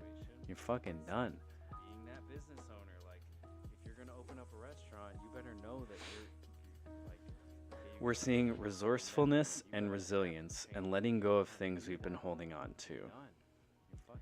Our business has really thrived under these circumstances. We're not like a boutique restaurant with a catered ambiance. We've always had a good takeout model, and we've been able to use our creativity to adapt. This is Christina Martinez and Ben Miller of South Philly Barbacoa.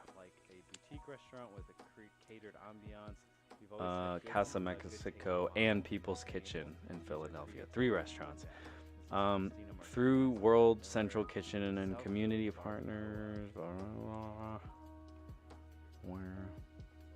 Casa Mexico and People's Kitchen. I'm trying to find some like facts I can explain. World Central Kitchen and community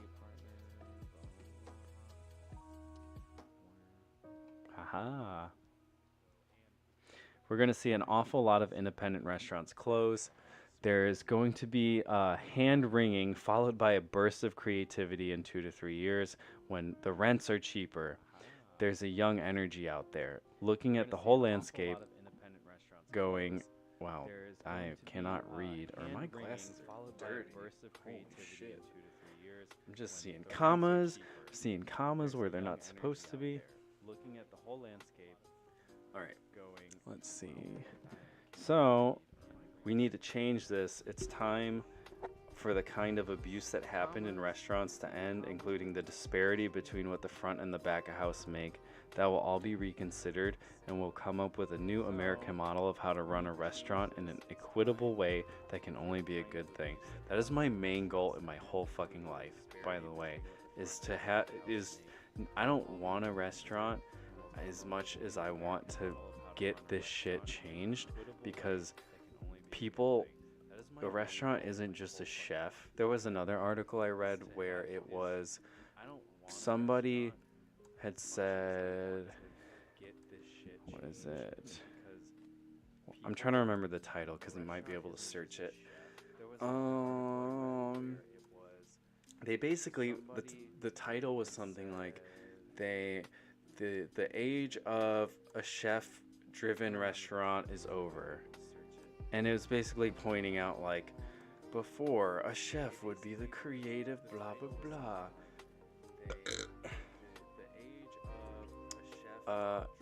Wow. Sorry. Am I sorry? I be burping in this microphone all the time. Like, I might as well, like, eventually make a burp emote. I think Butts came up with that idea, so I gotta make a burp emote. Yeah, it was saying, the age of the chef-driven restaurant is the age of the chef-driven restaurant is over. So this is kind of like a thing that people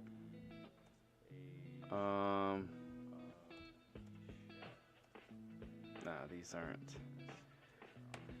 That's not it. I can't remember what, but it was basically saying, like, it's essentially, it's the team that really blah blah blah, and this was like, this is known shit to people who work in restaurants. This is basically like, teamwork makes the dream work. I know people hate hearing that. It's over and over again. It's overdone, but like, it really is. And there is kind of a selfishness. You can be the chef of a restaurant, and be the best cook and have the best food, but like, if you don't have a fucking team and you can't protect them, it doesn't make a fuck a difference at all. Because not only if there's a pandemic going on, if they just don't like you, if there's problems, you're just gonna be a revolving door of employees. You're not gonna have a good morale, and no one's gonna, like, everyone's gonna just shit on you. And it's just crazy how a journalist is pointing it out in an article. Like, it's just brand new knowledge, It's not brand new knowledge at all. It's literally the employees, the dishwashers, the servers, the porters are the fucking backbone.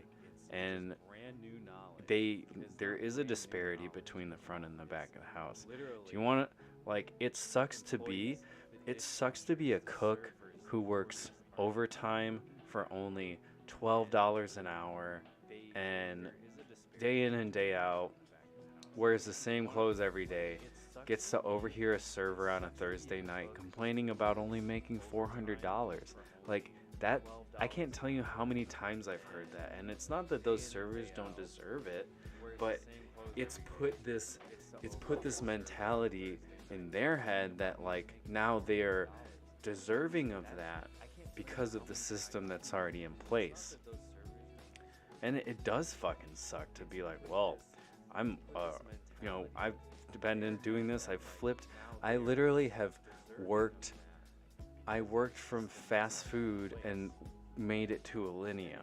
I've heard it all. I've heard all the people talk about how much they make in different restaurants and this and that. And it's across the board. Front of house makes 5 times on in a good ass busy restaurant what a cook makes. And it's sad. And like I know that they are selling the product, but they're also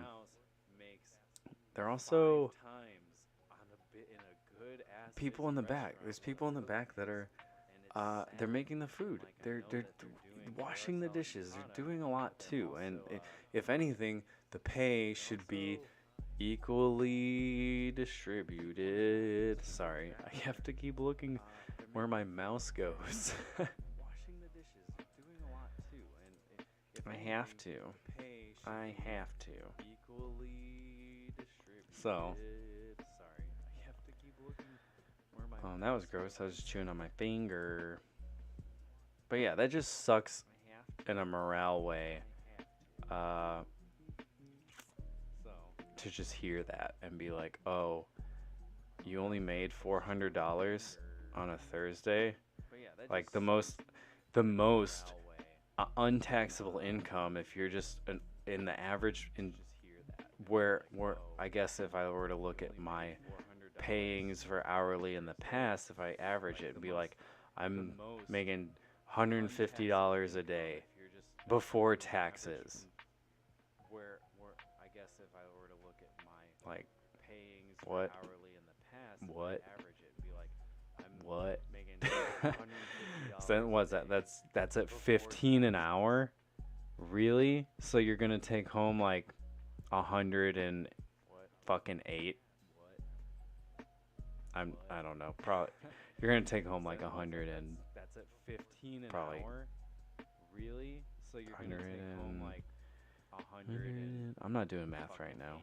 But if that's just a day, that's still just like imagine a weekend server on a banging weekend who's got a 6-table section and it's just turning. And like a lot of places, people go to these restaurants or work at certain restaurants. Like I said before, it incentivizes the servers to go seek out these restaurants. Sorry, Josh. I was just now looking at the message you sent. My dad's trying to install a light, and I keep having to go jump into the attic from a tiny step ladder to crawl around. Yeah, watch out for that insulation. Make sure you wash your hands. You don't want no fiberglass shit in your eyes or whatever. That's no good. So yeah, from what I've seen, like people will seek out restaurants in the front of the house side to go work for them because they know they're gonna turn these tables. Like that competitive, competitive employees are good, but having people seek out places because the pay can be competitive because you're turning more tables, it shouldn't incentivize like working at a certain place. It should incentivize being a hard worker and making your tables like you. You shouldn't be like, ooh, I'm gonna go work at the weekend, but the cooks are still making like $12.50 an hour. So blah blah blah. Let's see. 5 long-term. I pulled this other one up. It's just we're gonna not. These aren't like I didn't pull these up because I thought they would give me facts because I'm a middle of the road person and I like to analyze everything and I like to we're gonna not. These aren't like I kind of like to look at both sides because like even in that Bon Appetit, I like what with Edward Lee said like oh the age of the independent restaurant is over and it's like no that's not true. Like the business of America is business and it will find a way and people will find a way to make more money. The businesses will be there will be a period of time where there is less and there is more like online and small business oriented like food sales and or whatever it is. But it's just not gonna happen. There will be people with money and those people with money will hire employees and they hopefully will do things differently. But I pulled up this article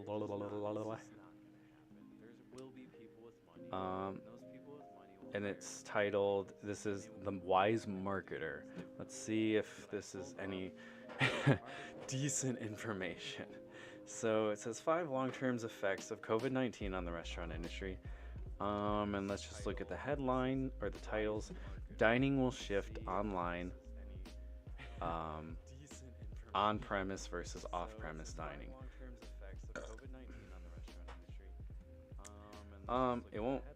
Okay, that's just weirdly worded. It will shift.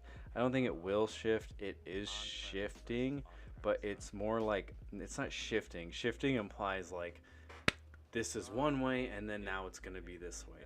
It's just morphing. It's just changing. That's just kind of a weird title. Big restaurant chains will thrive over small family-owned restaurants. This is understood. It's just because they have the capital. And honestly, like, some of them do just have better incentives for employees to be there. Like, not all the idea of a restaurant group and chain restaurants is like a union, and it should be like that. But in the restaurant groups I've worked for, I've never, I have.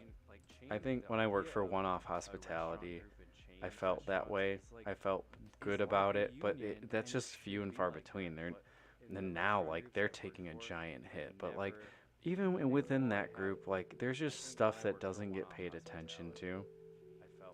And there will be new groups, and there will be groups. They need fucking big. They need to bring in the big guns. You gotta fucking start changing how you work things and start changing how you deal with issues and like have that medical like shit planned out. There's a restaurant in Chicago called Giant and it's an awesome place and they charge before the pandemic. There's a little tiny bit taking out of each check and it's like $1 something every ticket. And that goes towards paying for the health care of the employees, so they don't have to have that taken out of their check. I mean, granted, the insurance is probably bad anyways, but like, at least you don't have to have that $140 like gone. That it'd be different if the $140 a pay period was worth it.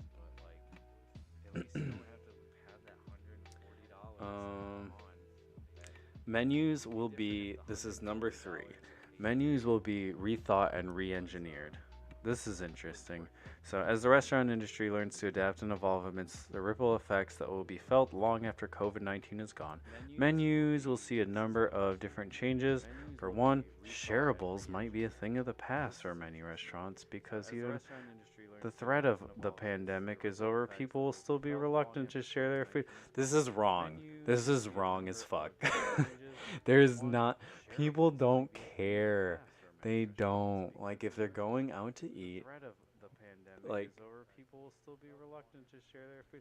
This is wrong. This is wrong. I literally, I sell pizzas. This is wrong. People share them. They don't care. That's so stupid. Second, family meal boxes will become more popular for takeout and delivery as they are an affordable option for people who want to eat at home with their family and taste a little bit of everything.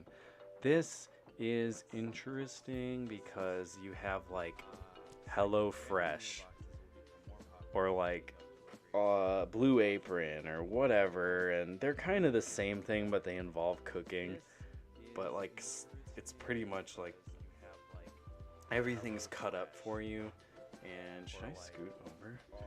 Blue Apron or whatever. And they're Move kind my of the same thing, microphone but they involve a cooking. little bit closer. It's pretty much like everything's cut up for you. Okay, sorry. Sorry. That's better. So we have all these things like Blue Apron and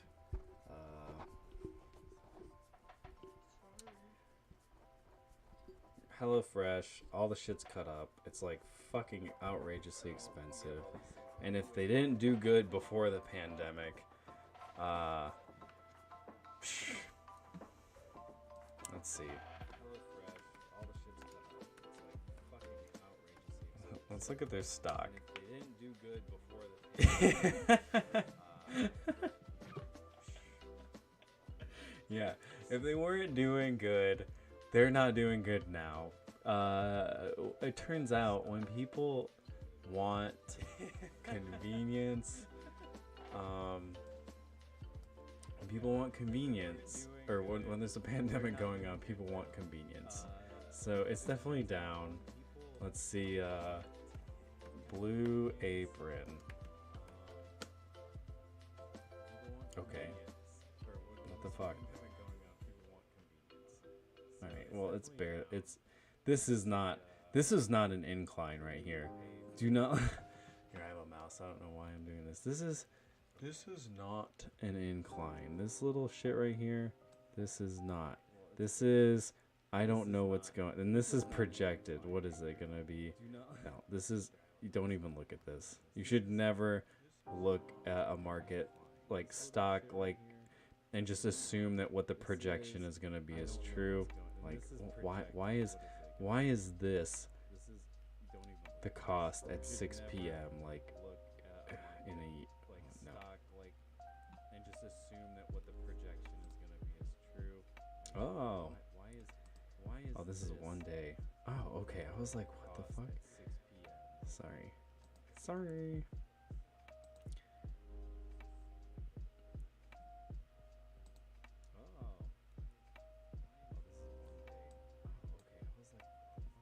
Yeah, it's pretty fucking bare bones. Like, it was already a service people, I wouldn't say they like took to it, but like, it's just not, it's not something, it's not comparable to like going and picking up like a meal that's made. There's not a convenience factor to it. It's not comparable to like, so I will say I think they're going to become more popular because the way people are going to change their menus is going to offer more options like that. But also, it's very hard to say that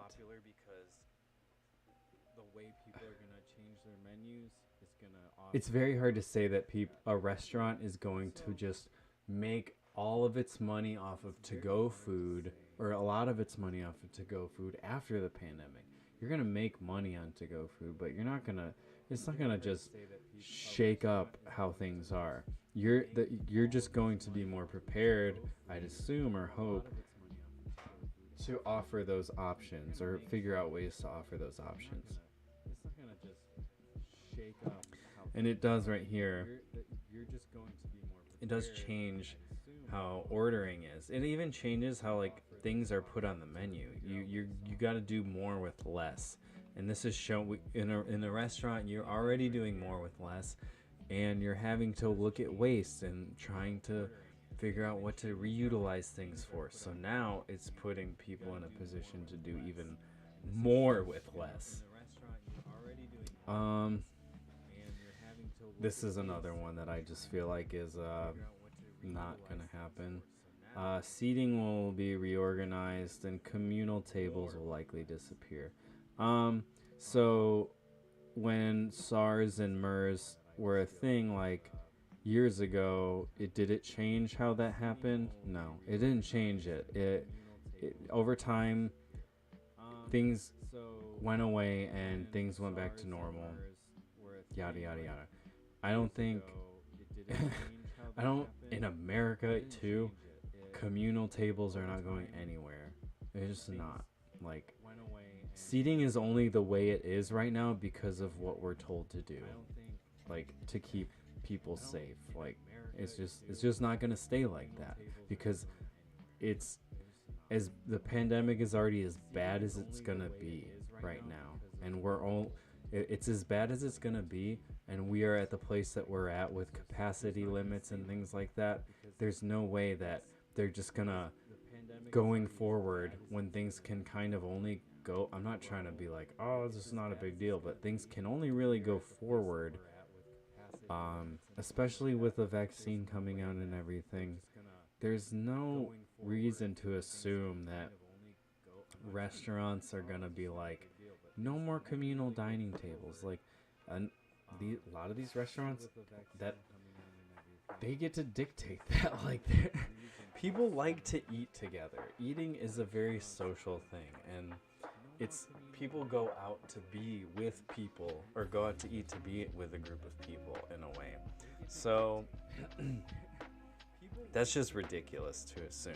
I can tell you that right now, because there's still people that are pulling tables nut to butt to like sit with everybody. It's just happening right now. This article is silly, but it's just an example. I might pull up some more, because there is some things in here that can give me some ideas, but also at the same time there isn't like, I don't know. This could mean the end of communal tables for people who want to. I'm gonna put it over here. Sorry. Because there is some things in here that can give me some ideas, but also at the same time. Oh my god. I don't want to subscribe to your thing. Oh my gosh.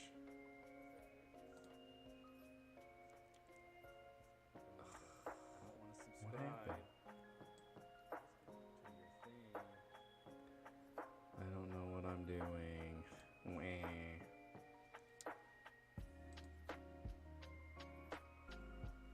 I'm trying to make it so you can see it a lot better. What's going on? Who in the hell?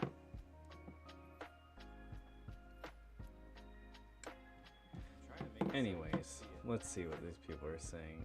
Menus will be rethought. Seating will be blah, blah, blah, blah. Yeah, communal tables aren't going anywhere, buddy. They're just not. That's just not how it's going to happen. Ah, I didn't want to do that. Ah, stop. Thank you. Thank you. Okay.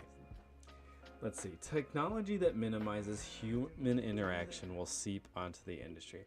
This is exactly what I was talking about with the fucking Uber Eats. Because who's writing this? Who is writing this? Where's this person's name? By wise marketer staff. Okay, so none of them work in restaurants. Technology that minimizes human interaction will seep into the industry. This is true. They're not wrong. They're not wrong, but it's bullshit because of like the whole Uber Eats thing and how there is just a price gouging thing for the business and the people paying for the food. It is gonna seep in there. So restaurants' current goal includes minimizing the interaction between customers from different parties and customers and staff. This can most effectively be done by employing cutting-edge technology.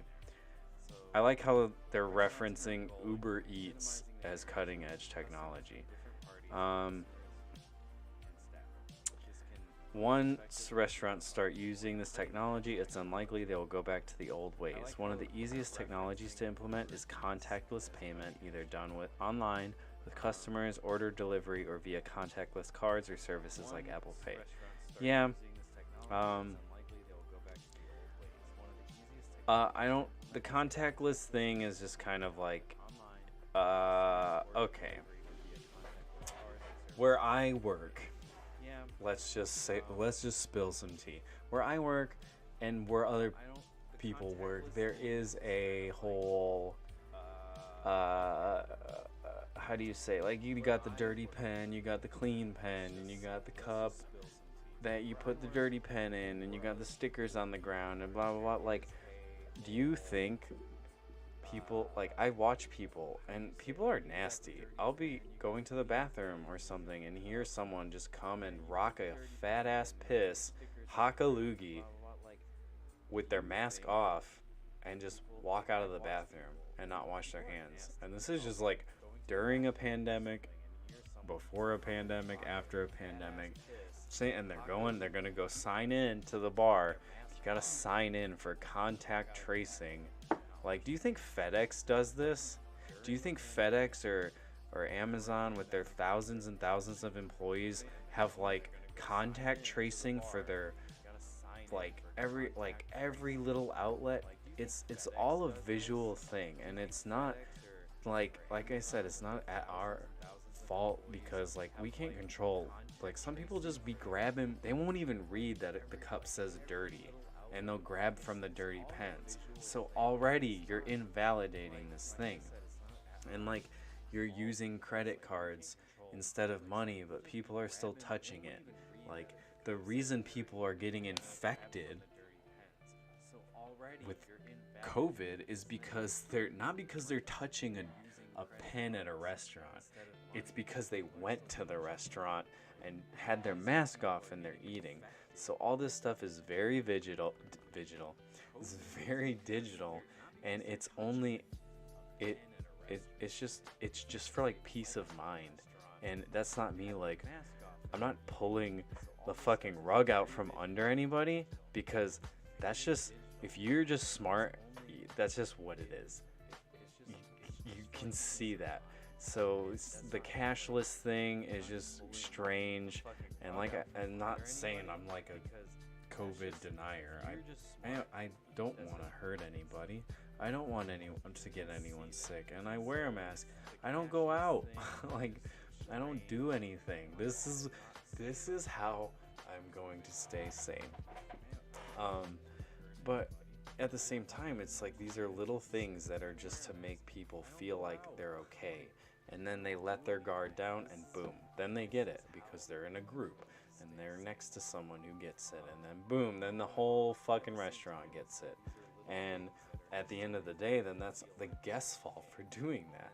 So the contactless thing is just very, like, here they say, like, people in marketing are very smart. So I'm not disagreeing with this. Stop it. Why are you doing that? I just want to highlight what I want to highlight. Disagree. What the hell? I'm not disagreeing with anything in the blue. I just don't feel like it's fair that we have to do it. I don't think that we need to, I don't think we necessarily need to have clean pen, dirty pen, sign-in sheets, and stickers on the floor. Like, you look at airports and they're 6 feet apart all the way until they get into the fucking plane. People are still traveling. Like, I work at a hotel. There is plenty of people coming in and out from different places. There's still people going on vacation. There's still people want to do what they want to do. Yeah, it's not fair. It's so not fair.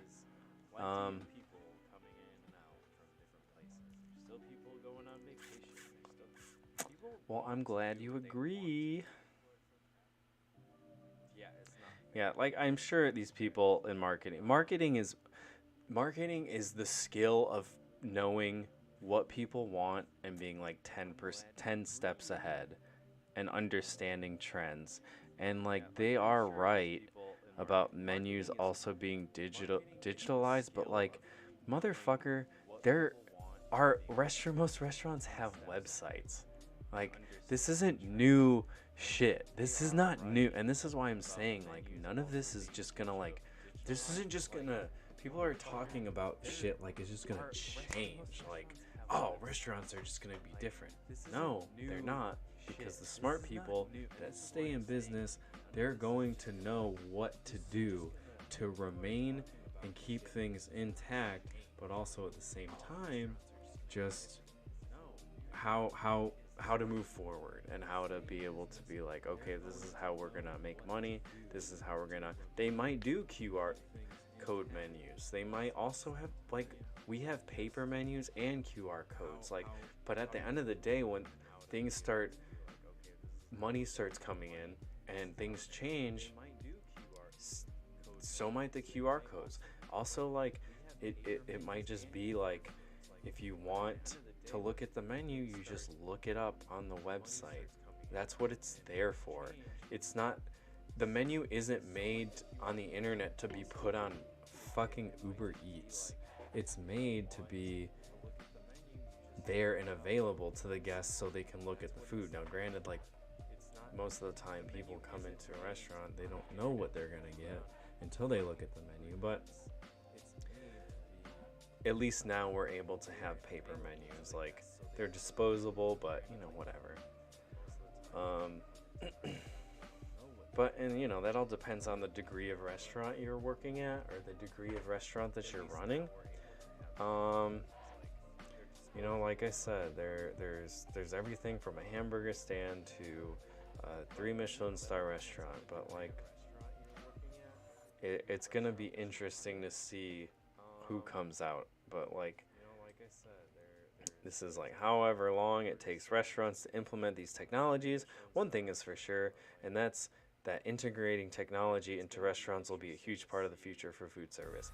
I think you, as a restaurant, you do need to be varied. You do need to be like, oh well, we're gonna do dinner service. We're also gonna do events and stuff. That was like a lot of what I feel like made one-off hospitality a very good group, is because they did have restaurants in the group that could branch out like that. I think there's power in having the groups. It's just the fact when you get that many employees and then you start like having to regulate how much you're paying them and then purchasing those cheap prepackaged employee insurance packages, that's where I kind of lose my faith. Then they go on to say there's just a few long-term effects of the coronavirus pandemic in the restaurant industry, but they are definitely some of the most relevant, from minimizing contact to focusing more on delivery and takeaway. I don't think people are gonna minimizing contact is not the only thing I can see that I really like. I like the fact that people in the back of the house and front of the house are wearing masks. I think it should be something that stays around. Like, I think it's really cool to be in the kitchen and have the mask on. Not like aesthetically cool. It's more sanitary, and you won't get, who knows, you could have something else, and it's just an extra precaution. And then like even at the extra gloves and whatnot, I can see that being a thing that stays around.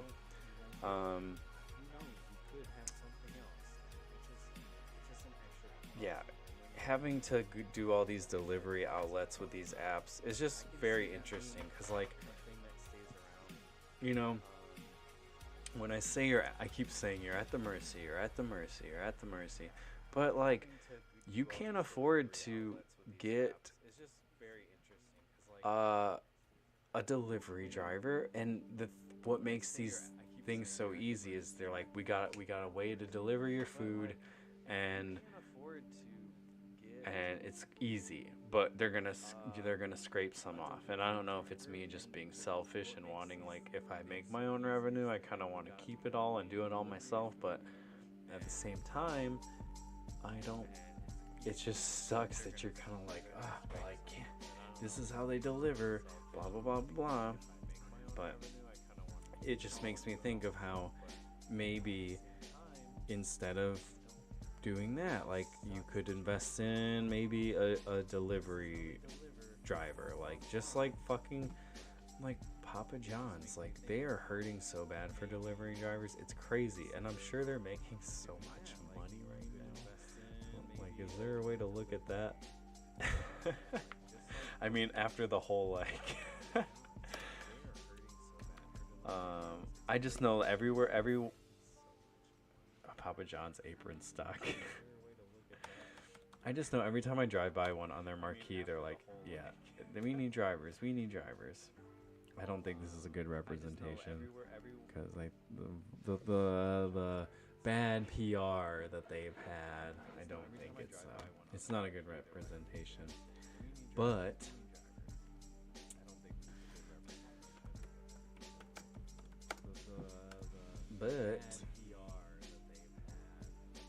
yeah, why can't a restaurant implement another aspect or add another new aspect, which is delivery? And that's the thing, like a lot of restaurants that offer side catering can do so much more because you make more off catering, because you can be like, how much is it, or how many people is it? 20 people? All right, these are the 3 menus. This one is this much per person. This is $15 a person a head.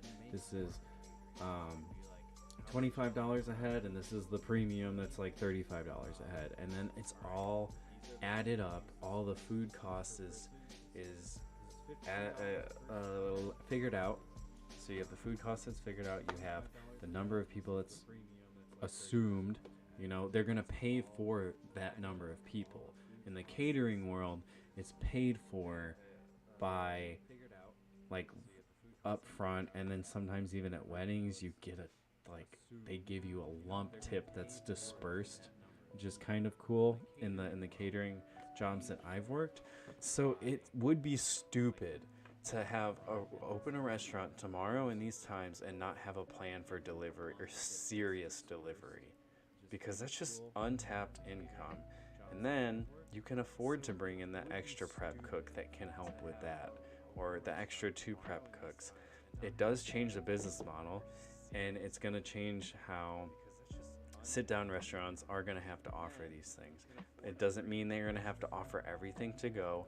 It just means that they're going to have some sort of way, because you can't really be like, there's a lot of things you can do. Catering is just a broad blanket topic. You can do a lot with catering. You can do meal packages. You can do things where it's like you do they're smaller. They're either smaller packages or they're for a large amount of people, and depending on how many, it depends on the degree of difficulty it is. So it depends on how creative the person is, or how business oriented they are, and how, if they're actually in it to be a restaurateur, they know how to shift and how to make money. I have to pee.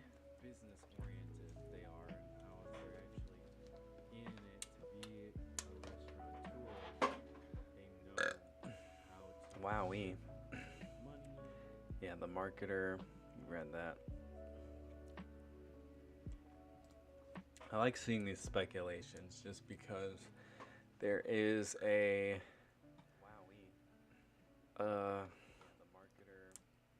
it's nice to see what other people think, especially when they haven't been in it for 10 years. Is there any hair on that? Speculations, just because there is it's nice to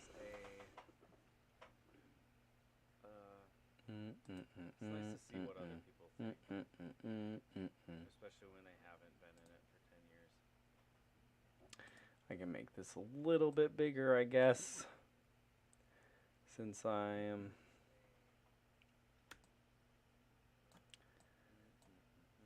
taking up that other side. I'm just making things better. I can make this a little Okay. So, let's see what they say. Imagining the restaurant industry after COVID-19. Who is this? Who am I reading? FSR. I don't know what that stands for.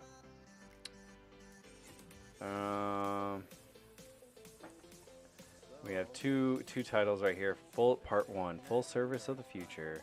When we solicited restaurant operators for a bird's eye view of the situation, asking what the enduring consequences of the pandemic would be, 3 macroscopic topics emerged: the advent of convenience and full service, market contraction and polarization, and a wide-ranging consumer sentiment.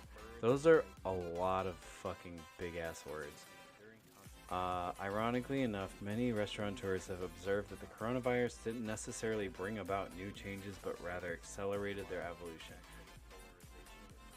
That's exactly what I've been saying. Takeaway convenience. Convenience has been creeping into the full-service sector for the better part of a decade, with more operators embracing off-premises dining options as a way to compete against more elevated fast casuals.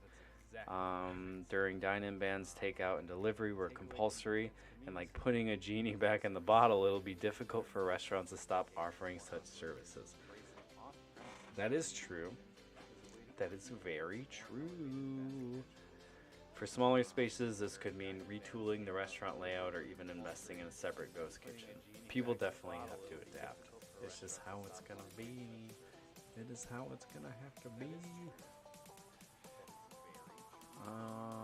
Where's my mouse? Okay. I believe delivery and who is this? Hold on. Brian Zink, CEO, Bad Daddy's Burger Bar.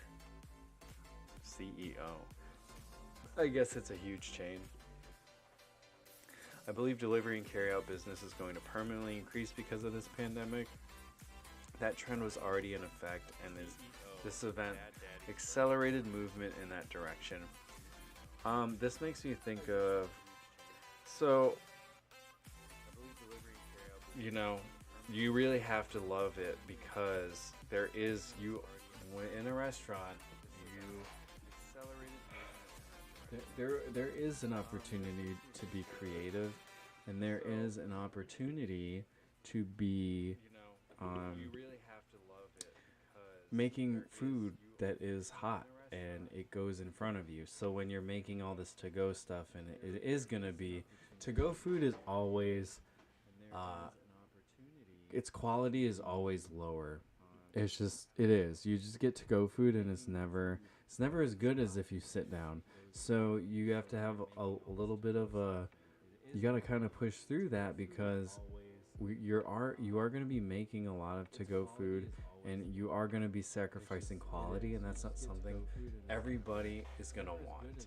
Not everybody's going to want to make food that's going to just go in a plastic container. Like, a lot of outside of people who need it, like who need and want a job, but like the people that are in the industry, those are people that I am alike. But I'm talking about there a lot of creatives out there that do have they want to be more, and they may have a chip on their shoulder, and this may make that chip a little bit heavier. But it's just like I said, if you care about the industry, you're gonna understand that that's something you have to do.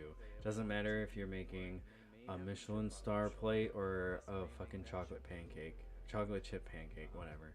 It doesn't matter. Let's see.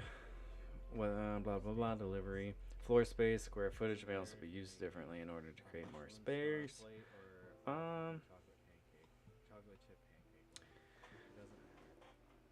The number of restaurants already on the edge of financial insolvency prior to COVID-19 unfortunately will not survive. The unchecked proliferation of restaurant openings, plus or minus both multi-unit operators and independents, has created extremely weak sales per unit, coupled with business costs increasing, i.e. rent, insurance, utilities, employee payroll, will directly negatively impact survivability.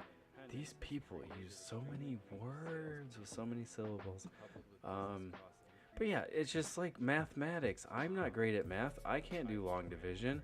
But if you look at it, the rent is staying the same and the money coming in is less.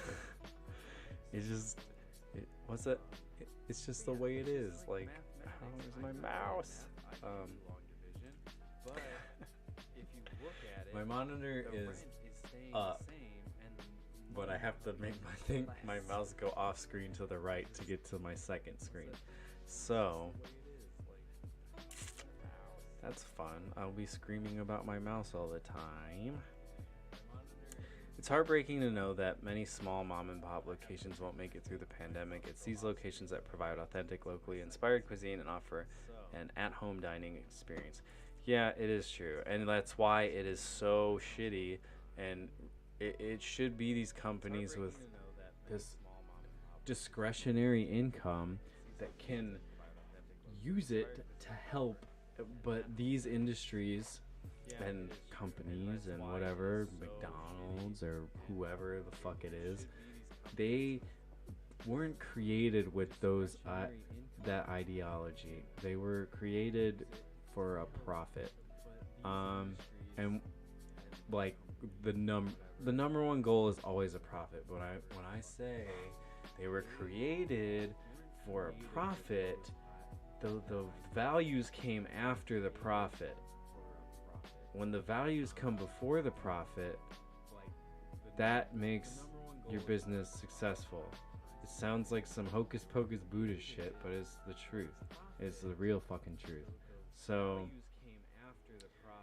it is up to these people to do that. But like I said, do you think McDonald's is gonna do their employee? Do you think Walmart's gonna do their employees better? Like hell, like, and that's another thing. Like, why in the hell is restaurants, you have to be like a clean pen, dirty pen, this and that, but you can go to a Walmart and everyone's just like armpits to assholes next to each other and doing whatever they want. But is Walmart getting in trouble?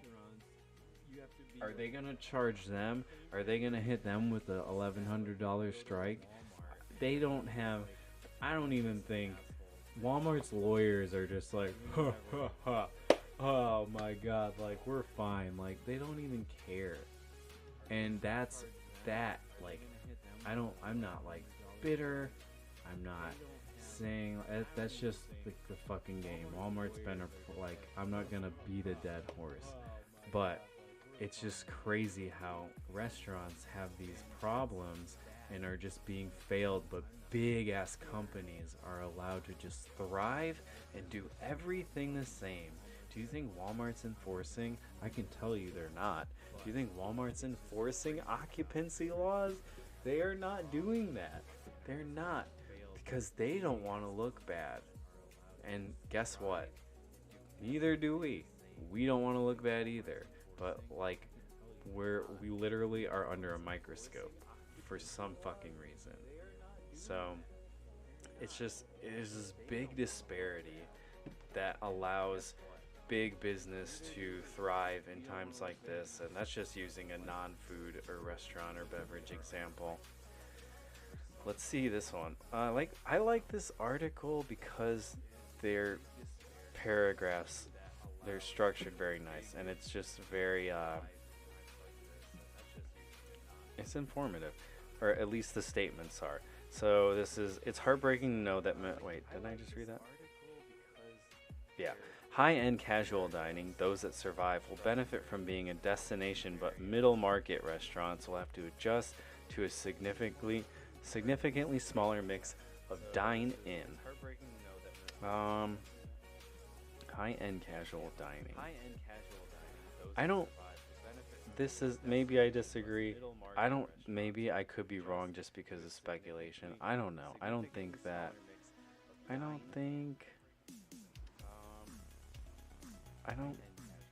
It's kind of like the last article. I don't know if, like with the communal dining, I don't think people are just going to change how they do things.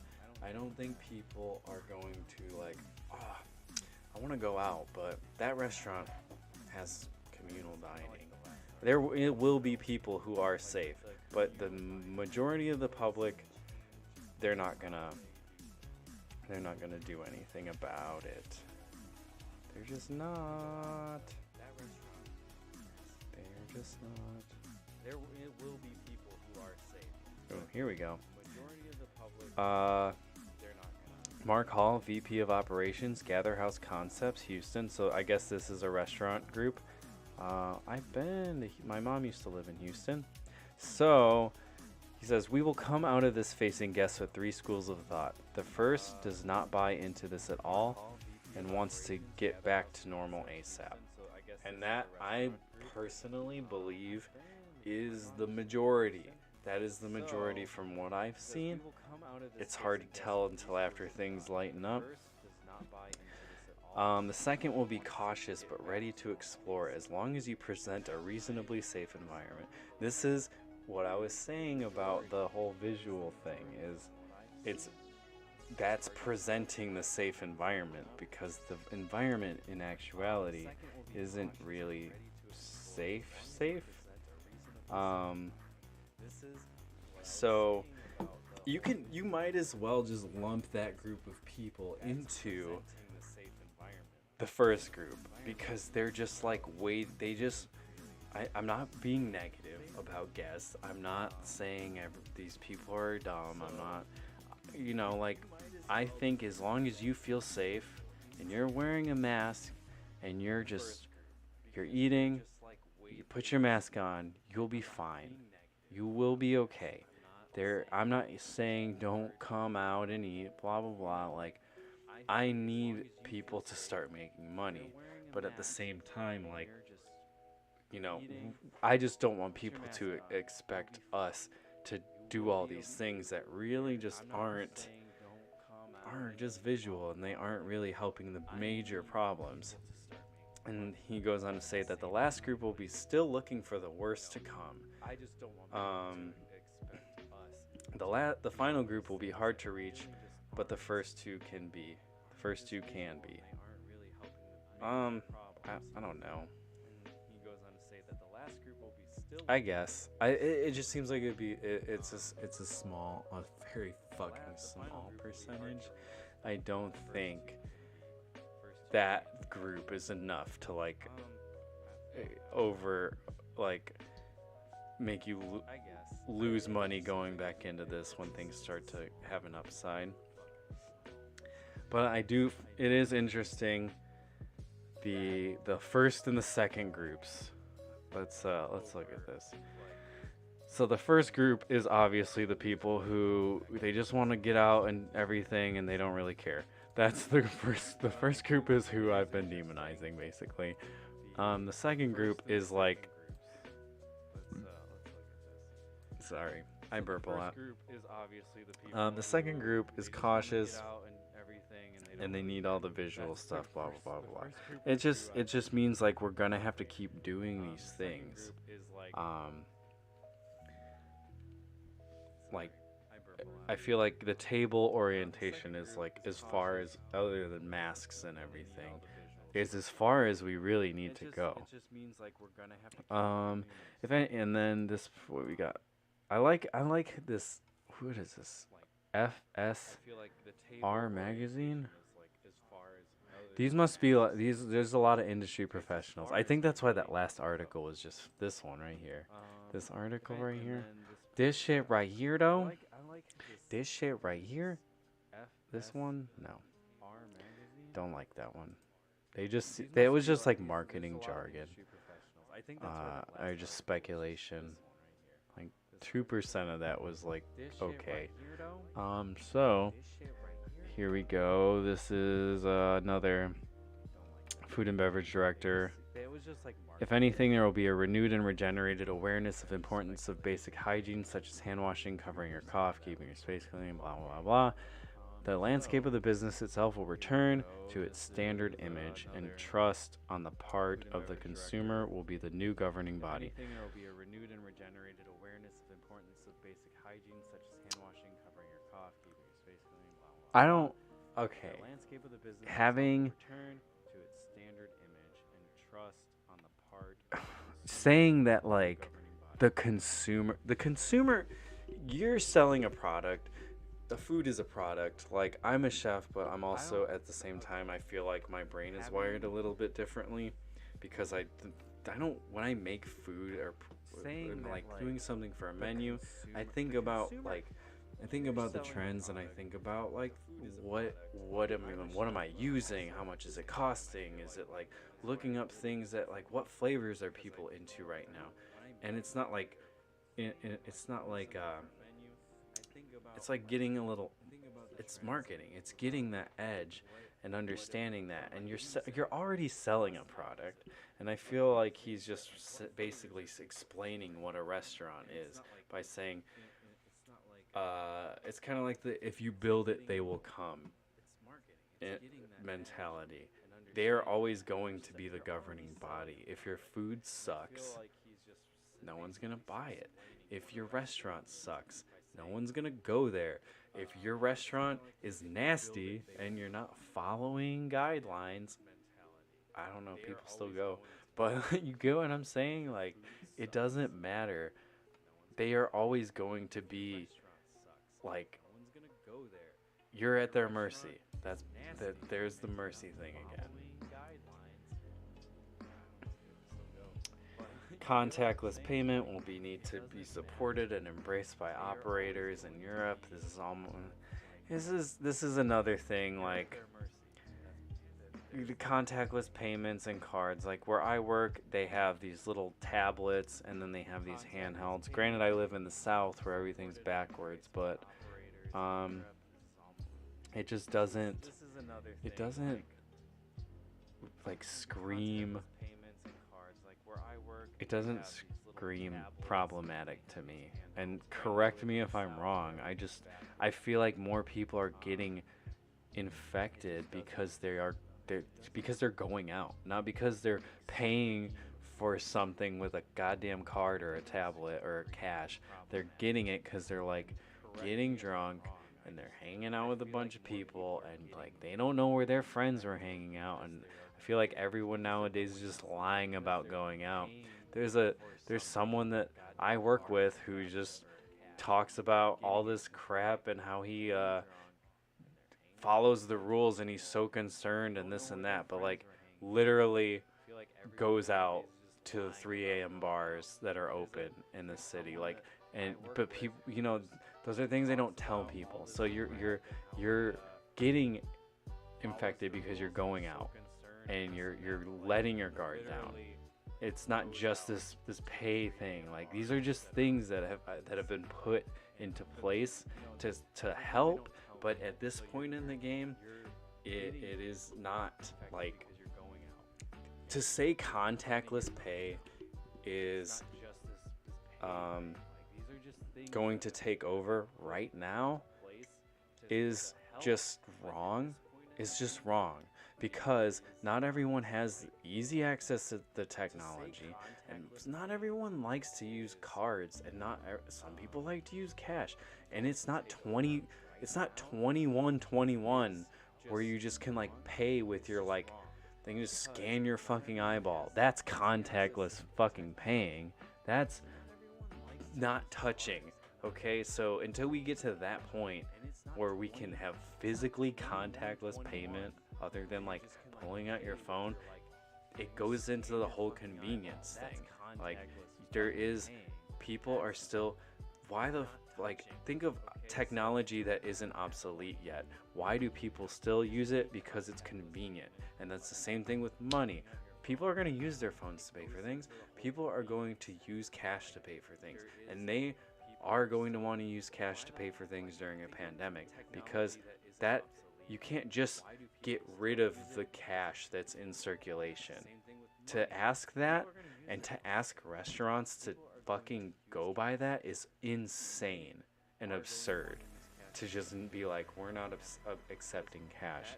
And from what I've seen in the restaurant, people don't like that and they get upset. I understand money is the nastiest thing on the planet, but at the same time, it's our currency, and it's just not in circulation digitally. Like, it's just there. So to just say, oh, it's gonna be it's a thing, they're talking like it's a thing of the past, and it's not going to be. Like, and this is the same in a lot of these articles. I feel like there is going to be a big change, and restaurants, you already, when you're a chef or you're in the restaurant business and you're opening something, you have to be everything. And this is just enforcing and reiterating what I said earlier, that restaurants need to have these plans. You have to be a website builder. You have to be smart. You have to be able to handle creating a payment system to accept your orders. Make a business PayPal. Get a website made. Focus your attention on the convenience. Focus your attention on how easy it is to get that guest to click the button and get what they want. And like, granted, that is digital, but at the same time, like, that's gonna cover being able to take in your orders from an outside source or have your to-go shit set up. So it does, like, they are, I'm not discrediting it completely, but it's crazy to be like, you can't accept cash. People, like, what do you do when someone's like, I want to pay for this, but I only have cash? You take the fucking money. Like, you can't. And people have come in before and they only have cash, and it's like after they've already got stuff that they've said it. And I mean, it's like a known thing now that most places aren't accepting it, or at least where I'm at, they're not, because they want everything contactless. But like, I don't know. Here's an example. At the front desk, they take credit cards, and they have that little box that like sanitizes them, and it's like you're just touching the card, like you're giving it to the person, and then they're putting it in the box, because the person behind it's like a UV thing that, like, I don't know, I guess it kills fucking cancer when you put whatever you put in there. It fucking kills all the germs with UV light. And then, but you're just touching it, and it's swiping in the machine. Like, it's just all this stuff that doesn't make any sense, really, if you really pay attention to it. So, at the end of the day, cash is king, and it'll come back. It's not gonna go anywhere. It's just taking a little sabbatical right now. Now, this one, I like reading these little quotes. I really like reading these quotes versus like the article fucking things. But I also haven't read any of these because I've been talking a lot. I've been talking for like almost 3 hours. We got an hour left. Got an hour left on this stream. Hour and 11 minutes. 10 minutes. If you stop by, thank you for coming by and watching. It means a lot, and this is kind of my like third little job, that thing that I'm doing, and I really want to build it out and create a community and a platform to educate the business and not just the industry aspect of restaurants, and get into more, not just business, but the food related things. A lot of these early talks are going to be topical, and they're going to be just a lot of talking. But I think right now, the way things are, I think in terms of especially Twitch, it's a good platform, and I think there's a place for this here. However long it takes for it to take off and things to get really rolling, who knows? But I feel confident. Like, I just hear people complaining about not even getting affiliate to have 3 concurrent viewers, but I haven't had like less than that, and I've only done like 4 streams. So I'm confident, and all of the support that I've gotten has been amazing. If you want to support the channel, I have a tip link down below. Everything is appreciated, and everything is going to continue to motivate me to push this. I'm not going anywhere. I only want to build it out and make it better.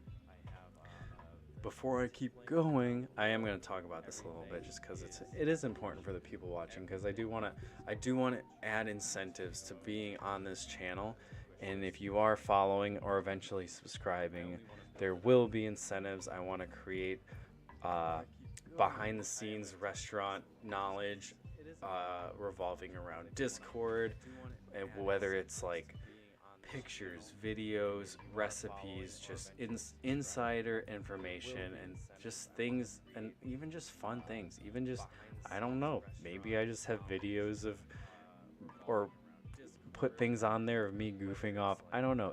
It's literally gonna be. Uh, I say it like it's like, oh, it's just gonna be me goofing off on the Discord. That's the incentive. That's not what I'm saying. I want to use that as a platform as well to reiterate this content, but also like package it in a way where it is more personal, and putting it all that stuff on the Discord or on YouTube, and trying to make sure I vary the content to get that maximum level of just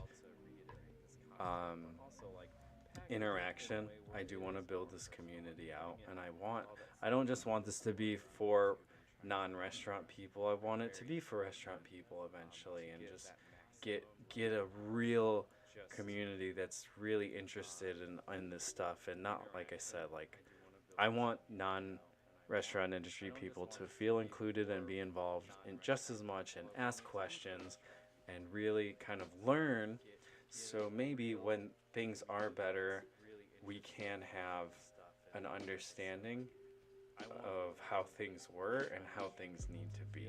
So any support is just completely just super appreciated. I've already gotten support from people, and I don't even know what to say. I'm extremely grateful, but like I said, this is fun. It's really it's kind of fun. Like I know I don't have the craziest setup, but I feel like I got Notepad though. Got Notepad and Chrome, so that's all we really need. And I have decent lighting, and honestly, and a good microphone. That's all we can personally ask for. So, anyways, if you are new to the channel, welcome. I have to pee. Should I hold it? I gotta pee so bad. As an independent, our strongest selling point was our personal interactions with customers. Customers came to our store to see staff and other regulars. The experience is not the same when they consume our product at home. Social media is our means of contact with staff and consumers. It is nowhere near the same as face-to-face interaction. Somehow we have to provide that personal interaction style and personality through computers today. Oh, I read that. Fucking weird. This is kind of like a lot of this before the pandemic.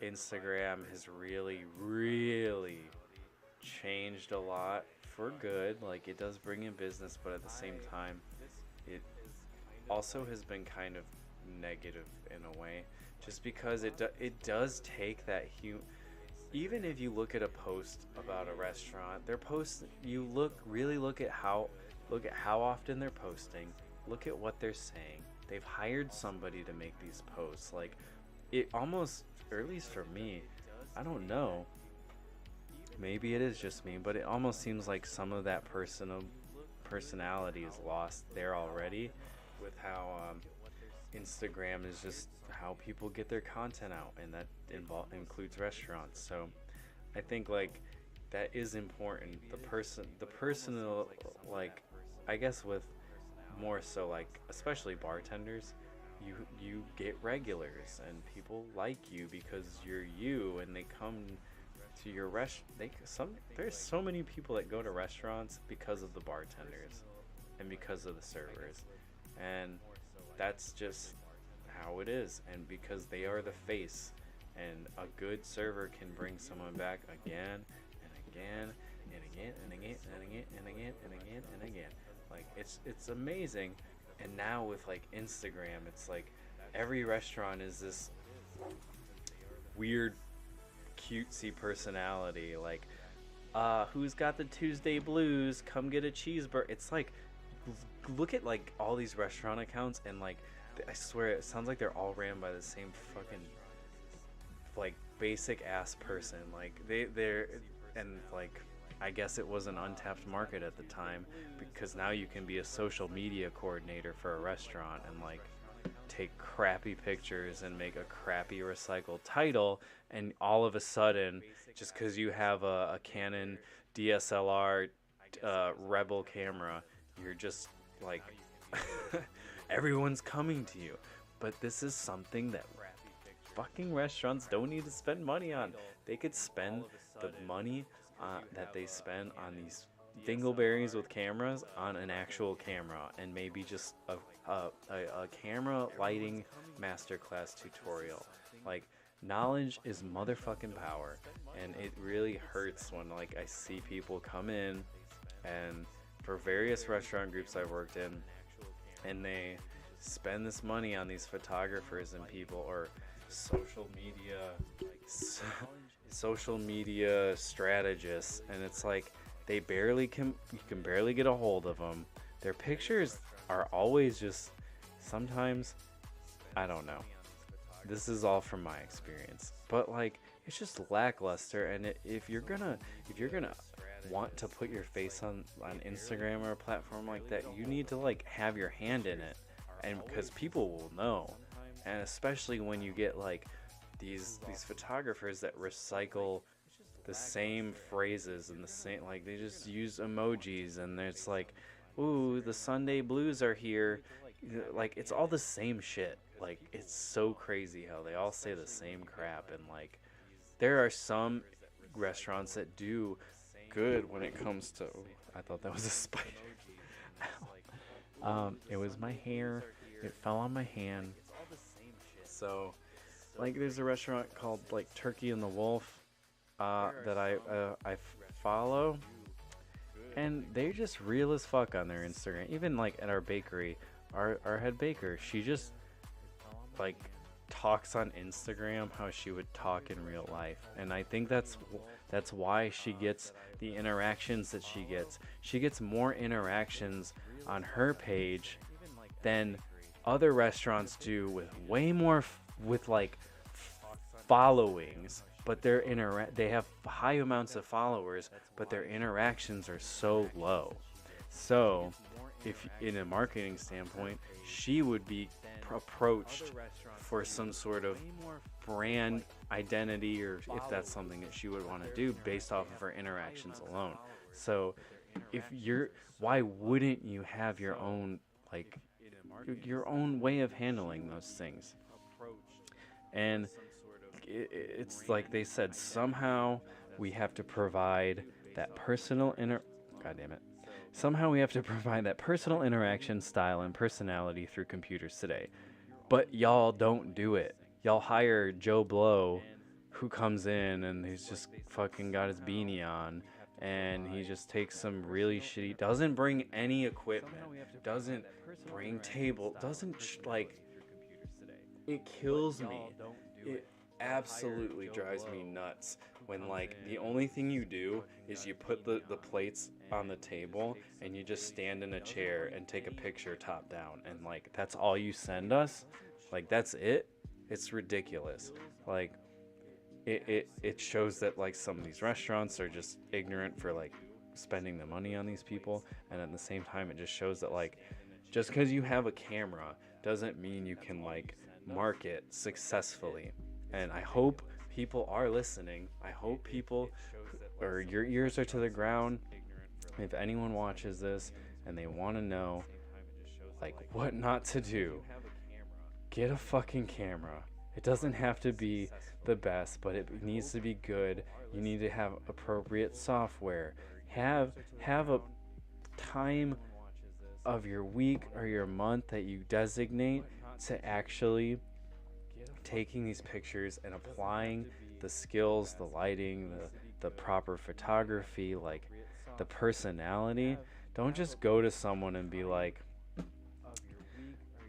who loves brunch, like, or who's gonna be like, ooh, it's brunch time. Like, that shit is everywhere, and like in a market that in in a internet that's full of social media, and social media is like saturating advertising and marketing as it is, like you have to be different because people, they just like how people leave 15 seconds into a YouTube video, they read that first line and they see that picture and it tells them, hey, I just, wow, like that made me click on it. Like the picture does work, but at the same time, like these guys know what they're talking about.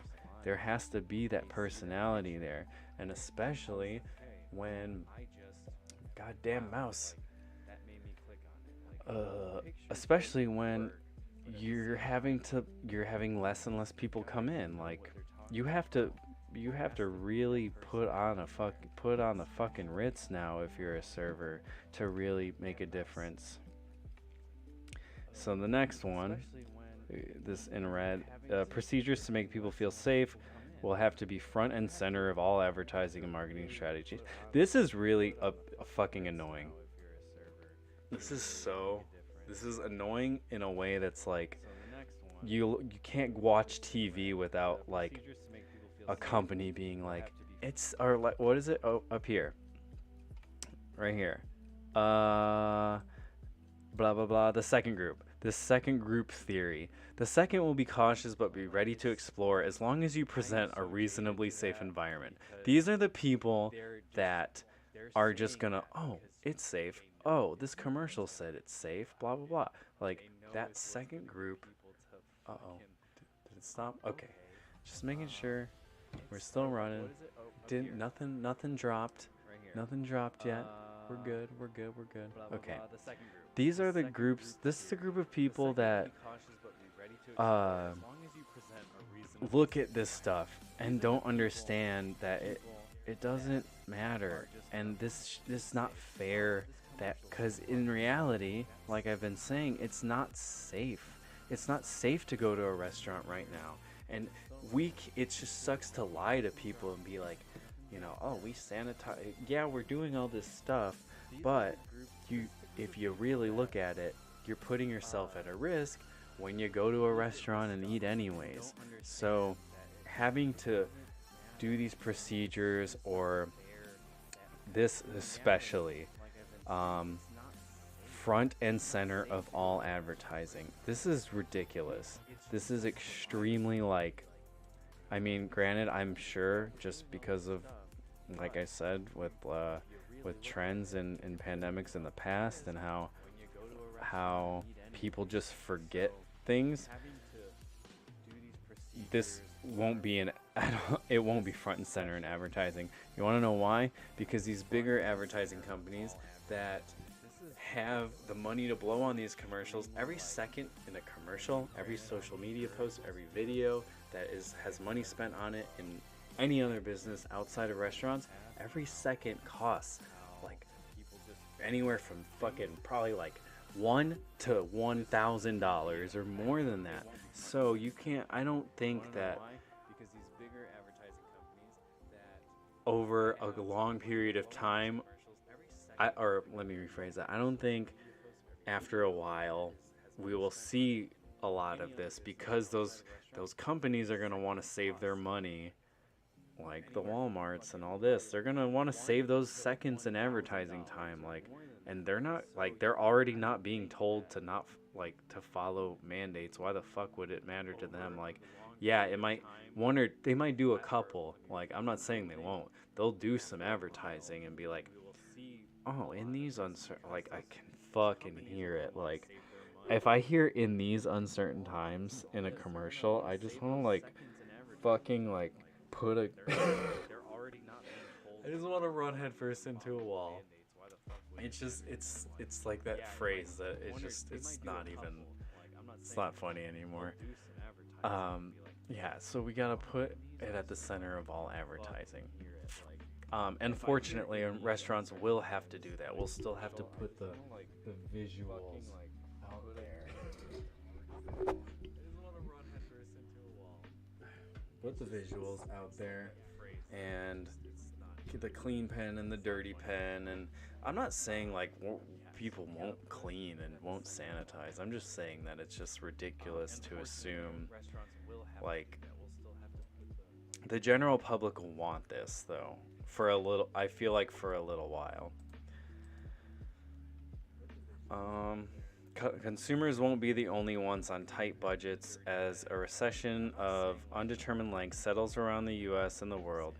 To stay in the black, restaurants will look for ways to become leaner, more cost-efficient businesses. Whether this goal is achieved through incorporating automated systems, streamlining the menu, or renegotiating leases, depending on the concept. Yeah, it sucks because like people want to go out and like what I was saying about the tipping thing, people are tipping less not just because they're like being told what to do. They're tipping less because they're not. They might not work in the restaurant industry, but they might be working for an industry that is, kind of broke, or maybe they're not making a lot of money. I don't know, but now you gotta like a bottleneck on the income now.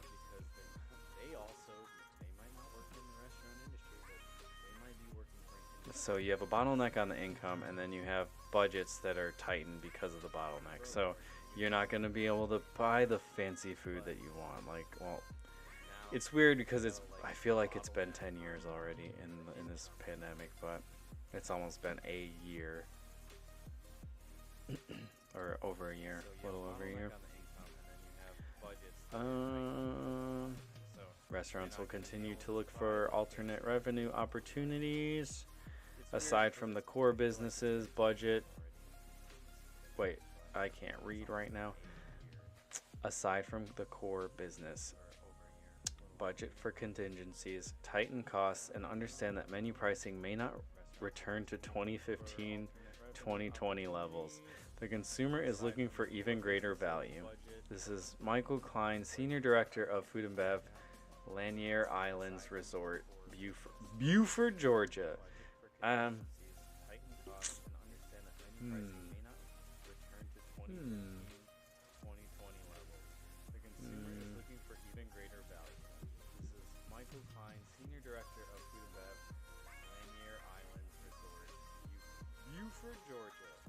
This is just hard. This is just a hard-hitting thing because you want to offer your goods for the most premium value, but yes, the consumer is looking for greater value, and they're looking for more convenience, but they don't understand what the expense of that is on like the restaurant. But the consumer's always looking for the greatest value. You just have to find out how to make other things valuable, or like with to-go orders, or reconfiguring how maybe you do smaller catering packages.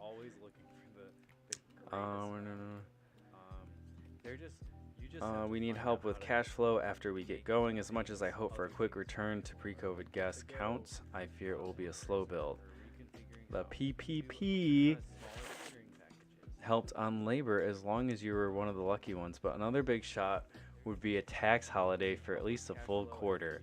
This would in effect be another boost of cash that would be used to pay rents and vendors and not switch the burdens to them. Mark Hall, I don't know who that is. He didn't put his title. Yeah, a fucking why in the ever-living fuck are we expected to implement all this stuff and get no help and be threatened to be shut down if people who are in charge of their own fucking human bodies, we gotta be in charge of them or we get shut down.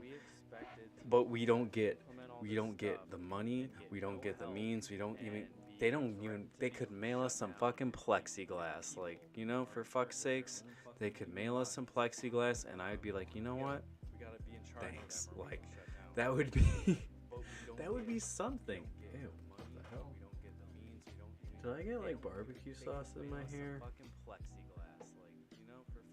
I think I got barbecue sauce. What the fuck is in my hair? Oh my god. Okay. Anyways, there's like barbecue sauce in my hair. There's some. It's because I ate barbecue.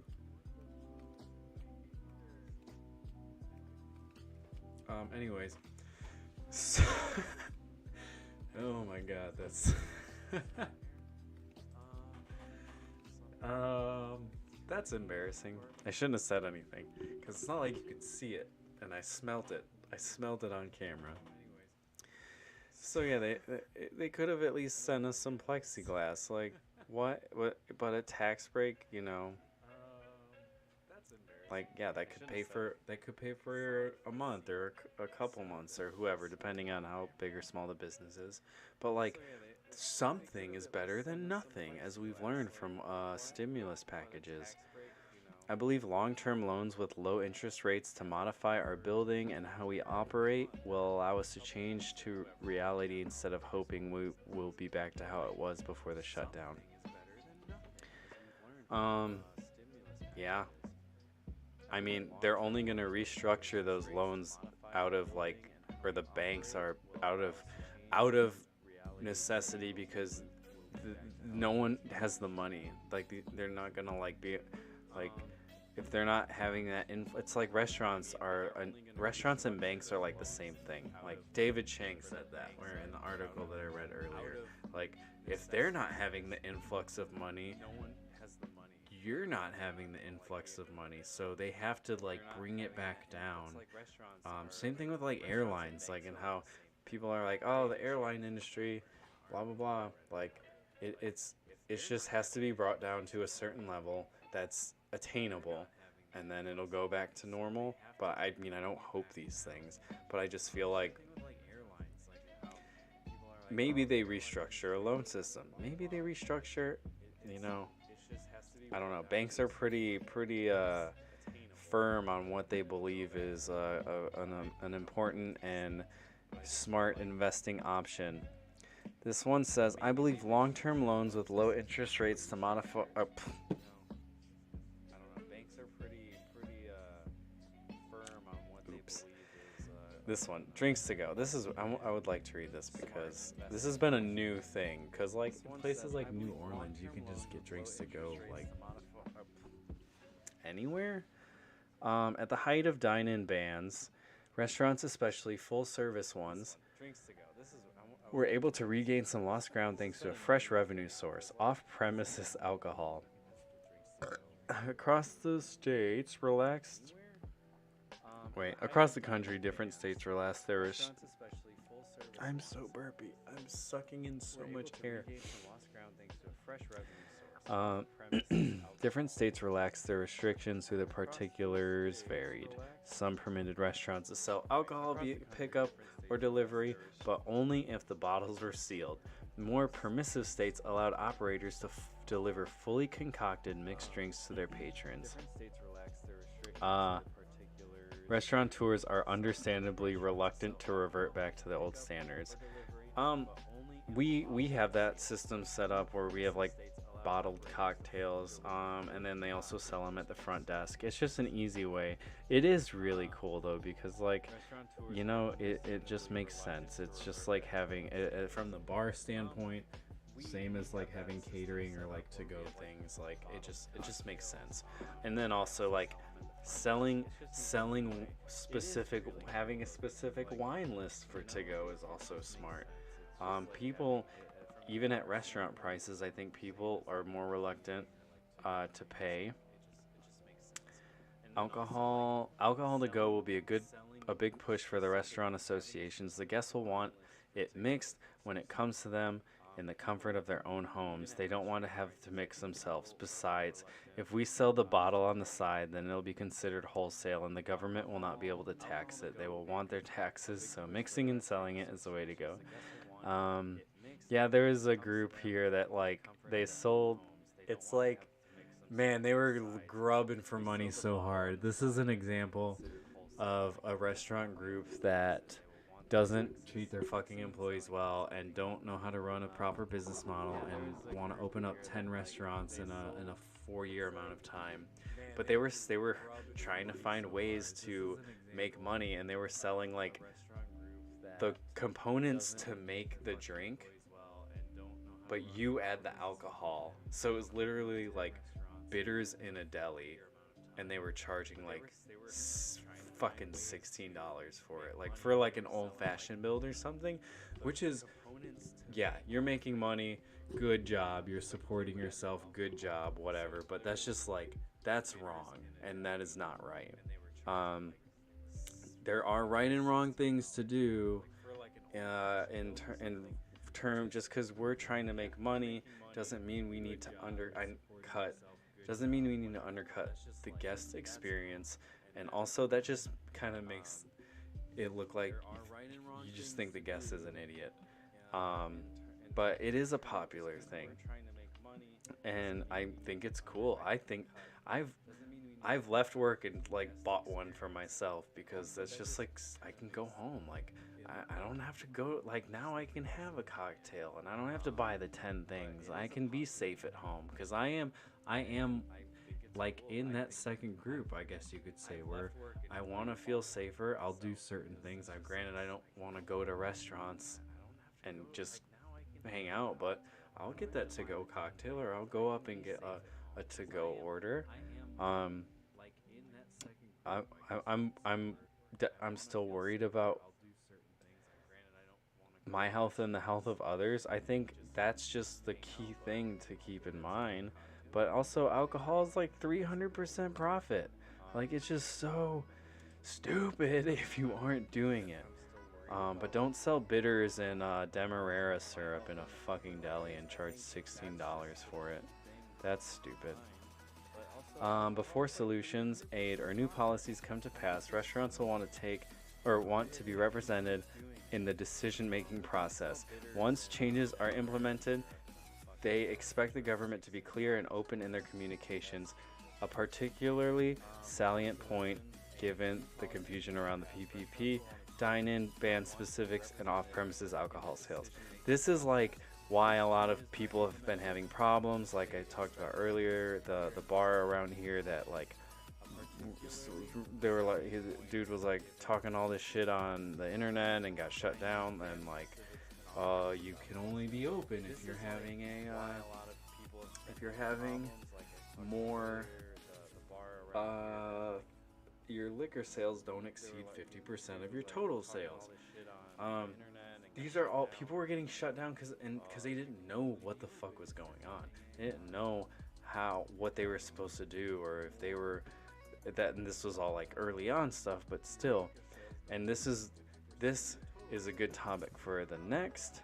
The next big talk is going to be the organizations within the restaurant industry. The many, like, we'll talk about the James Beard. We'll talk about the National Restaurant Association. We'll talk about the Michelin Guide. We're going to talk about a lot of these things, that these groups that can be doing better but aren't. I know it sounds like I'm just roasting a lot of stuff and whatever, but like these things and organizations have failed. Like, they have already failed, and now is not the time to fucking be like, well, I guess we're fucked. Like, we need to build more organizations that pay attention to these things for the restaurants, that protect the restaurants. We don't need to revitalize these other ones. Or, I mean, I know James Beard and Michelin isn't like, they're not industry standards, but they are. There is good involved in, and I will go over a lot of that and explain it, because it is kind of a hot topic, especially with everything about the James Beard shit that went on, and the canceling of the James Beard and blah blah blah. But like, the stuff that they've done, like the values behind, like their mission statement and everything, or these other big organizations for that matter, like, they're obviously not and haven't been doing enough. So that's kind of what the next topic will be, is where can we find, or how do we start creating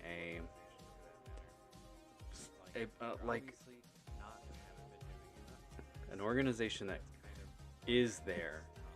I'm not saying, I know I've been harping and being like, restaurants need to do this, restaurants need to do that. They need to be able, they do need those things. But that doesn't mean there doesn't have to be a contingency plan or like someone as a group that is an ambassador for restaurants. I'm not talking about lawyers. I'm not talking about like, I don't know. They're just someone who can be a mediator when shit hits the fan, if there needs to be one, who can help restaurants understand the fine details of, hey, what's going on with this pandemic, like blah blah blah, because this what's happening now is now, and thinking about how things were in the past, to like it, using those things to build something new makes more sense than just like trying to rebuild the old things. You know what I'm saying? It's like we're gonna have to change a lot, and there's gonna be those organizations that come up, and then there's gonna be organizations that are the same and whatever. But like I think that's what makes like, even like I said, like Guy Fieri is, everyone gives him shit, but he's a smart dude, and he likes and understands the idea of a corporate restaurant group and how it can be good, and he's correct in these things because there is like a certain like set of values, but unfortunately like also from it's obviously needed some work. It's relatively new stuff. How we're not even like, what the fuck? Okay, let me like say something that like puts this into context. It's obviously needed some work. It's relatively new stuff. It's only 2021. Like, how long has McDonald's even been around? Like, not even a fucking long time. Yeah, like, whatever. It started in like the 50s or something. How do I not know when it started? I know all this other bullshit, but it's only 2021. Like, how long has McDonald's? Yeah, like, whatever. It started in like the 50s or something. 55. Okay. Oh shit, Chick-fil-A was 1946. Chick-fil-A's older than McDonald's. Oh, Burger King's older than McDonald's. Wow. So basically, okay, like that's not a lot of time. So 2050, 70 years. That is, good lord. It's almost a century. But what I'm saying, technology-wise, business-wise, like business is changing so fast because of technology. And it's hard to just like assume that the same practices in terms of like human resources and organizations that extend beyond restaurants are going to practice things the same, because like what works for this business model is not going to work for like the majority of restaurants, because this is not a good representation. And if this is not a good representation, then the data that we have on restaurants now, which is way younger than this, is still just like, we're still learning. So this is like fucking giant point of this whole thing, is that we need to learn from this, and like building that strong foundational model of what a restaurant should be and how it should function is very important. And you're gonna need groups that can help that. I mean, I'm sure, I'm not saying there isn't any. I'm not saying I'm the first person to think of this. This is not at all what I'm saying. But like, I'm saying that where the fuck, it's like, where's the fire department? Like, the city's on fire. Where are they at? Like, it's just they weren't implemented the right way, and they weren't created properly. And I think we're getting to a point where like these restaurants need a helping hand, and they need someone who can mediate for these stupid these little span specifics and blah blah.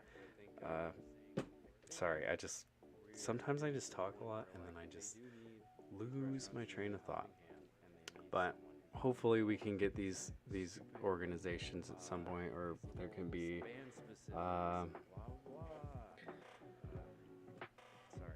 something, maybe even some legislation. I don't know. Oh, and I'm not even reading this, but like this is like exactly like allow representatives of our industry to become a part of the solution in defining what life after the stay-at-home order ends from a restaurant's perspective. So, like, I'm not the only one thinking these fucking things, and it's this is very important because you can't just. This is why those other organizations failed and they didn't know how to actually represent the fucking restaurants is because they're they're not they don't know what's going on, or we need more people from our house in there, you know? Forthright and timely communication with the public and professionals will be key to winning confidence from an industry segment that is questioning the national and local response to this pandemic. This person is in Georgia. It stopped showing where they're what they work for. Even now in our state, the governor is reopening restaurant dining rooms when most of us question the safety of doing so. I mean, I'm in Tennessee and it's the same thing. So I definitely empathize with that. Definitely. No reasonable explanation given and little science to back up the decision. While it is, that's what I'm saying about them. Shelby County had the United States record for COVID deaths, and dude's like, okay, now that the governor, am I gonna get in trouble? Now that I'm embarrassed, we're gonna start closing things at 10 again, and it's like, COVID deaths, and dude's like, okay, now that the governor, that's the solution. That's the solution. Closing things at 10 and putting it less occupancy. That's just like the whole like Band-Aid theory. That's not really doing anything.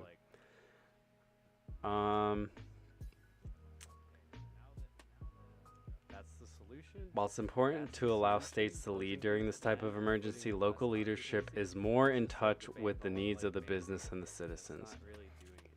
Yeah, I guess. Maybe in that state. Well, that's just it. Read more. Okay. While it's important to allow states to lead during this type of emergency, local leadership is next more page. In touch with the needs of the business and the citizens. We got 30 minutes left. 30 minutes. This was a good one. I'm gonna lose my voice one day. I'll do a stream with my voice gone. Next page. Why are you not loading?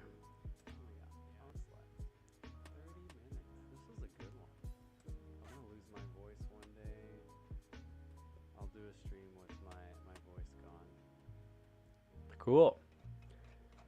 What a great page right there. Oh. Okay. Oh, this is just more, Oh. What a great page right there. What's in here? 8 restaurant experts. Here we go. Let's see some stuff. Let's roast some. That's an ad. That's an ad. It's probably safe to assume, blah blah. What's in here? What the hell? 8 restaurant experts. There we go. Let's see some stuff. Read more. Read more what? I can't click on it. It's probably safe to assume, blah blah. What the hell? That's weird. What? I can't click on it. Is Open Table talking about the state of the industry.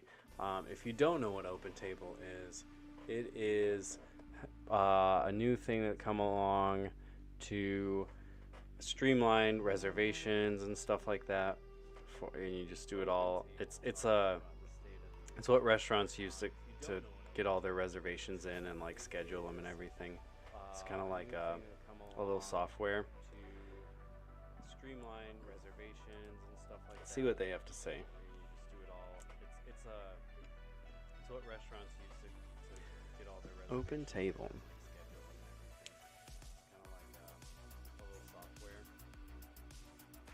Yeah, here they go. Right here. Restaurants are struggling due to COVID. Let's support them by booking a table where it's safe or ordering food to go. Ordering food to go means going to the restaurant or getting them to deliver it, not Uber Eats. Yeah, here they go. The COVID-19 pandemic has forced restaurants to adapt and continue to evolve their operations. Yes, about the data. That's what I want to see. Ooh. Too much data. Too much data. Too many dicks on the dance floor. First, overall impact of COVID-19 on the industry by showing the year-to-year Cedar diners. Blah, blah, blah, blah, blah, blah, blah. Okay, this is too much data for me to... I can't talk off this. This is stuff I have to research. Yeah, this... I don't... Reservation analytics, though, like... Well, Australia is just up. Australia is... Yeah, but, like, look at that. Oh, okay, well... And they had the Christmas surge. Or no, what the fuck? Oh, wait.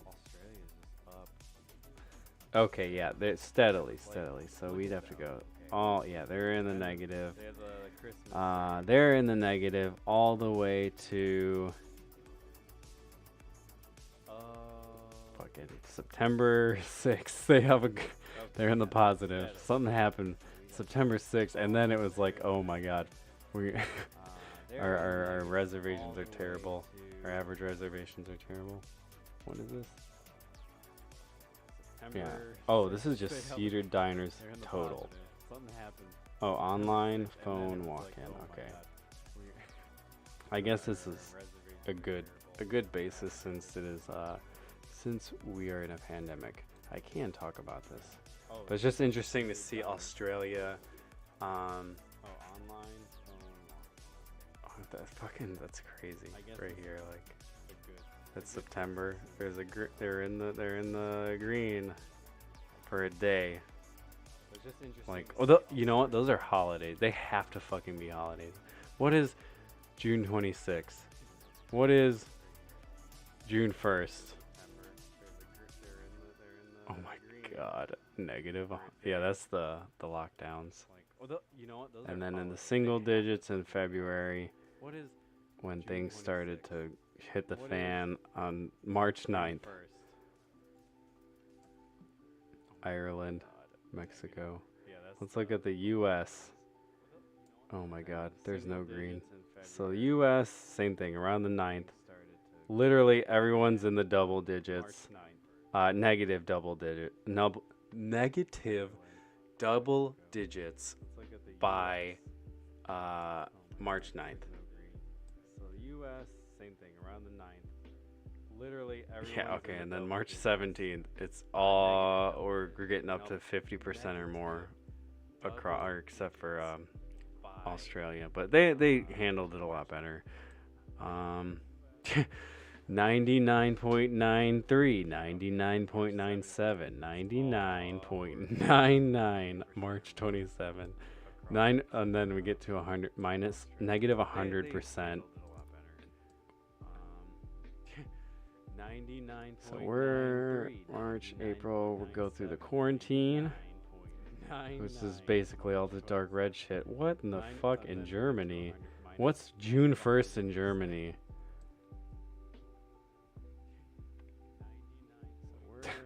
Or June 11th.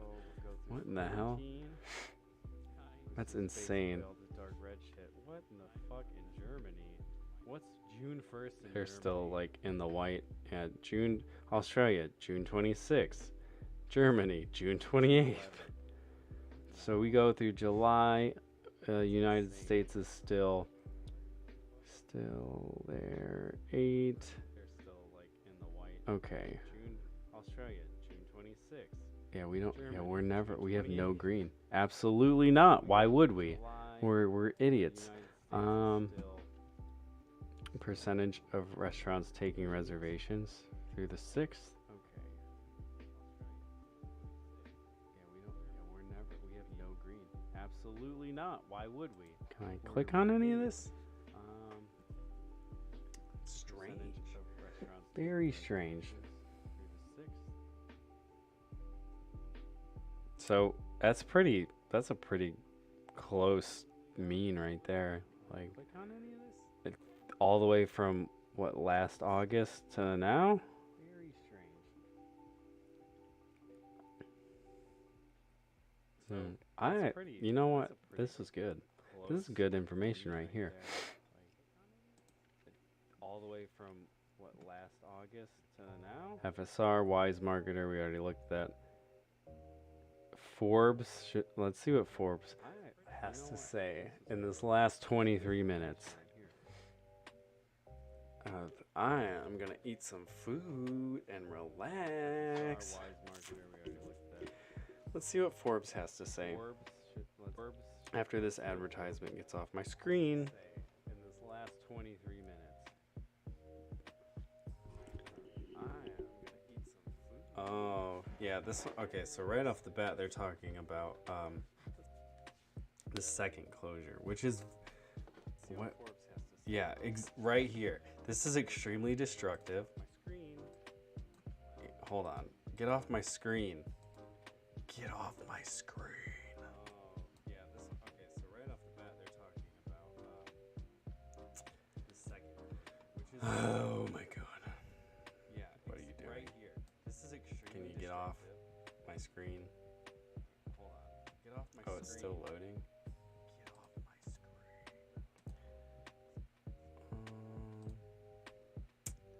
Oh my. Try it again. Try it again.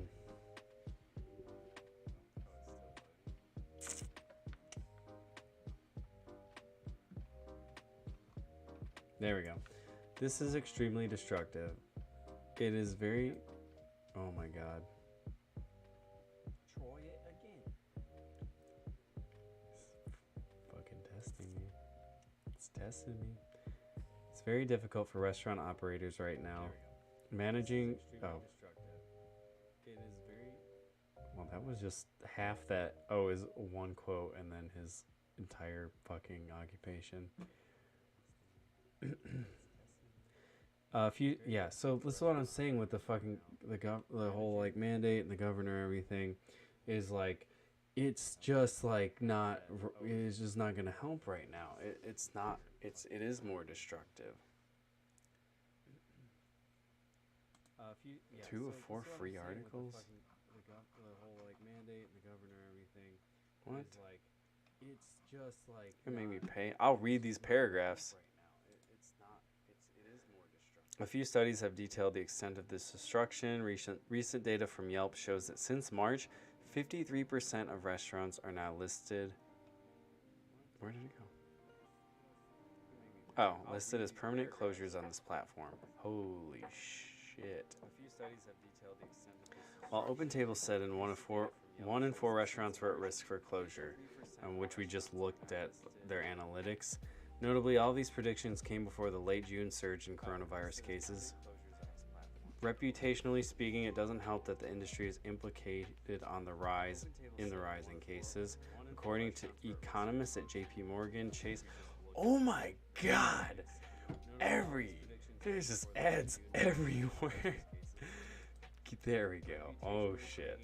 I had to read, it was like automatically scrolling, and I had to read it really fast, broken up. Okay, so let me go back. Like, where, if you're feeling a bit of whiplash trying to keep up with restaurant reopening regulations, yeah, all this is because of the state-by-state decisions, because we get people who come in, and then they're like, well, is it a this mandate or a that mandate? Or is it a this or a that? Or is the government blah, blah, blah, blah. Like, first of all, it doesn't fucking matter, because you're coming to buy stuff from us, but we can also refuse service from you. Like, people think like their freedoms are at stake when it's like, okay, like if you walked in here, if you walked into the restaurant with dog shit all over your like fucking coat, and people were like, "Wow, you can't do that. Like it's gross." Either take your coat off or like or something and leave, or leave. Like it's the same thing. You can't. These state by state decisions are like hurting the simple-minded folk that just think that like, oh, they just think it's illegitimate because there's just, it's like a flip-flop thing, and like I don't really blame them for thinking of that a lot of the times, because yeah, you're being told 10 different things. You go to one restaurant, they don't have the pens out in different cups, and you go to another restaurant and they're doing things a little bit differently. And that's not disorganization on their part. It's because of stuff like this. It's because the regulations are different everywhere, but then people are getting shut down and shit's being enforced. It's like studying for the wrong test. So it's extremely destructive, and it's very difficult. And then we looked at the open table analytics just a minute ago. 1 in 4 restaurants were at risk for closure, and restaurants are already hard enough to keep open. It's like the data is, oh no, it's dropping. Don't drop. 1 in 4 restaurants were. Don't drop on me. Restaurants are already hard enough to keep. What's going on? Don't do it. The data is. Ooh. That was rough. That was some frames dipping. Frames were dipping. Sorry about that. I am so sorry.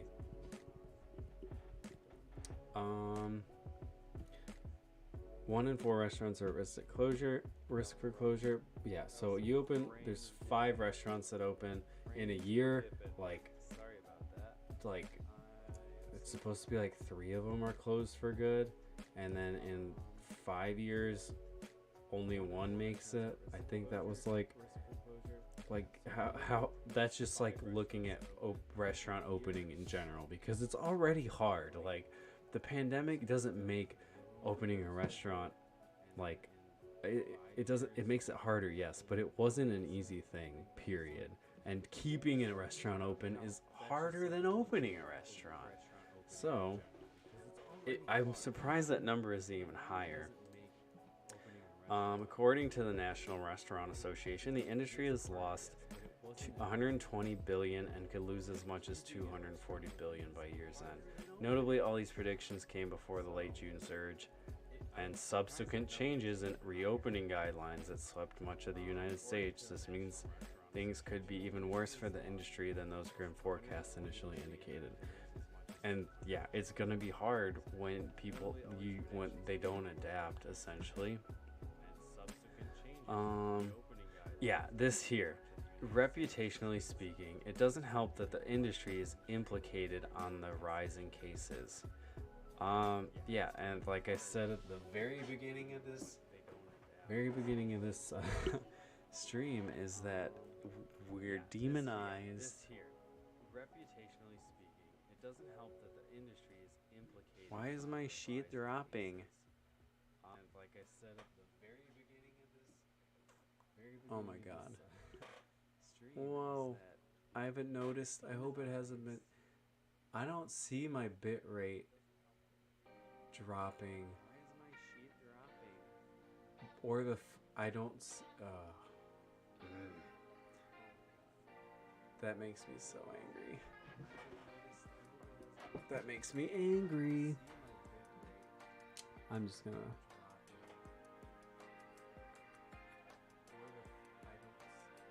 Yeah, it is chopping the fuck up right now. Whoa. I am so sorry. I don't think it's been doing that the whole time I've been looking at it. Huh.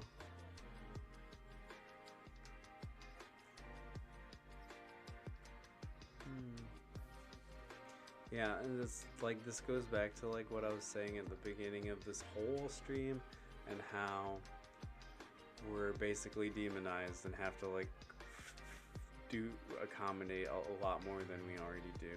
But I see this dropping. What I'm going to do, I might just cut it a little bit early, just because I don't want to have that up in there. I don't want to be. Is it or is it maybe is it buffering? I don't know. I can't tell. I can't tell. Yeah, I feel like I explained a lot. I feel like I explained a lot of what's going on in a lot of ways. I mean, I spoke almost 4 hours about it. You know? I feel like I got it out there. I feel like you could listen to that and learn some things. I'd probably say, I'm trying to think of all the words I've repeated. I've said mercy so much. Incentivize. I've said,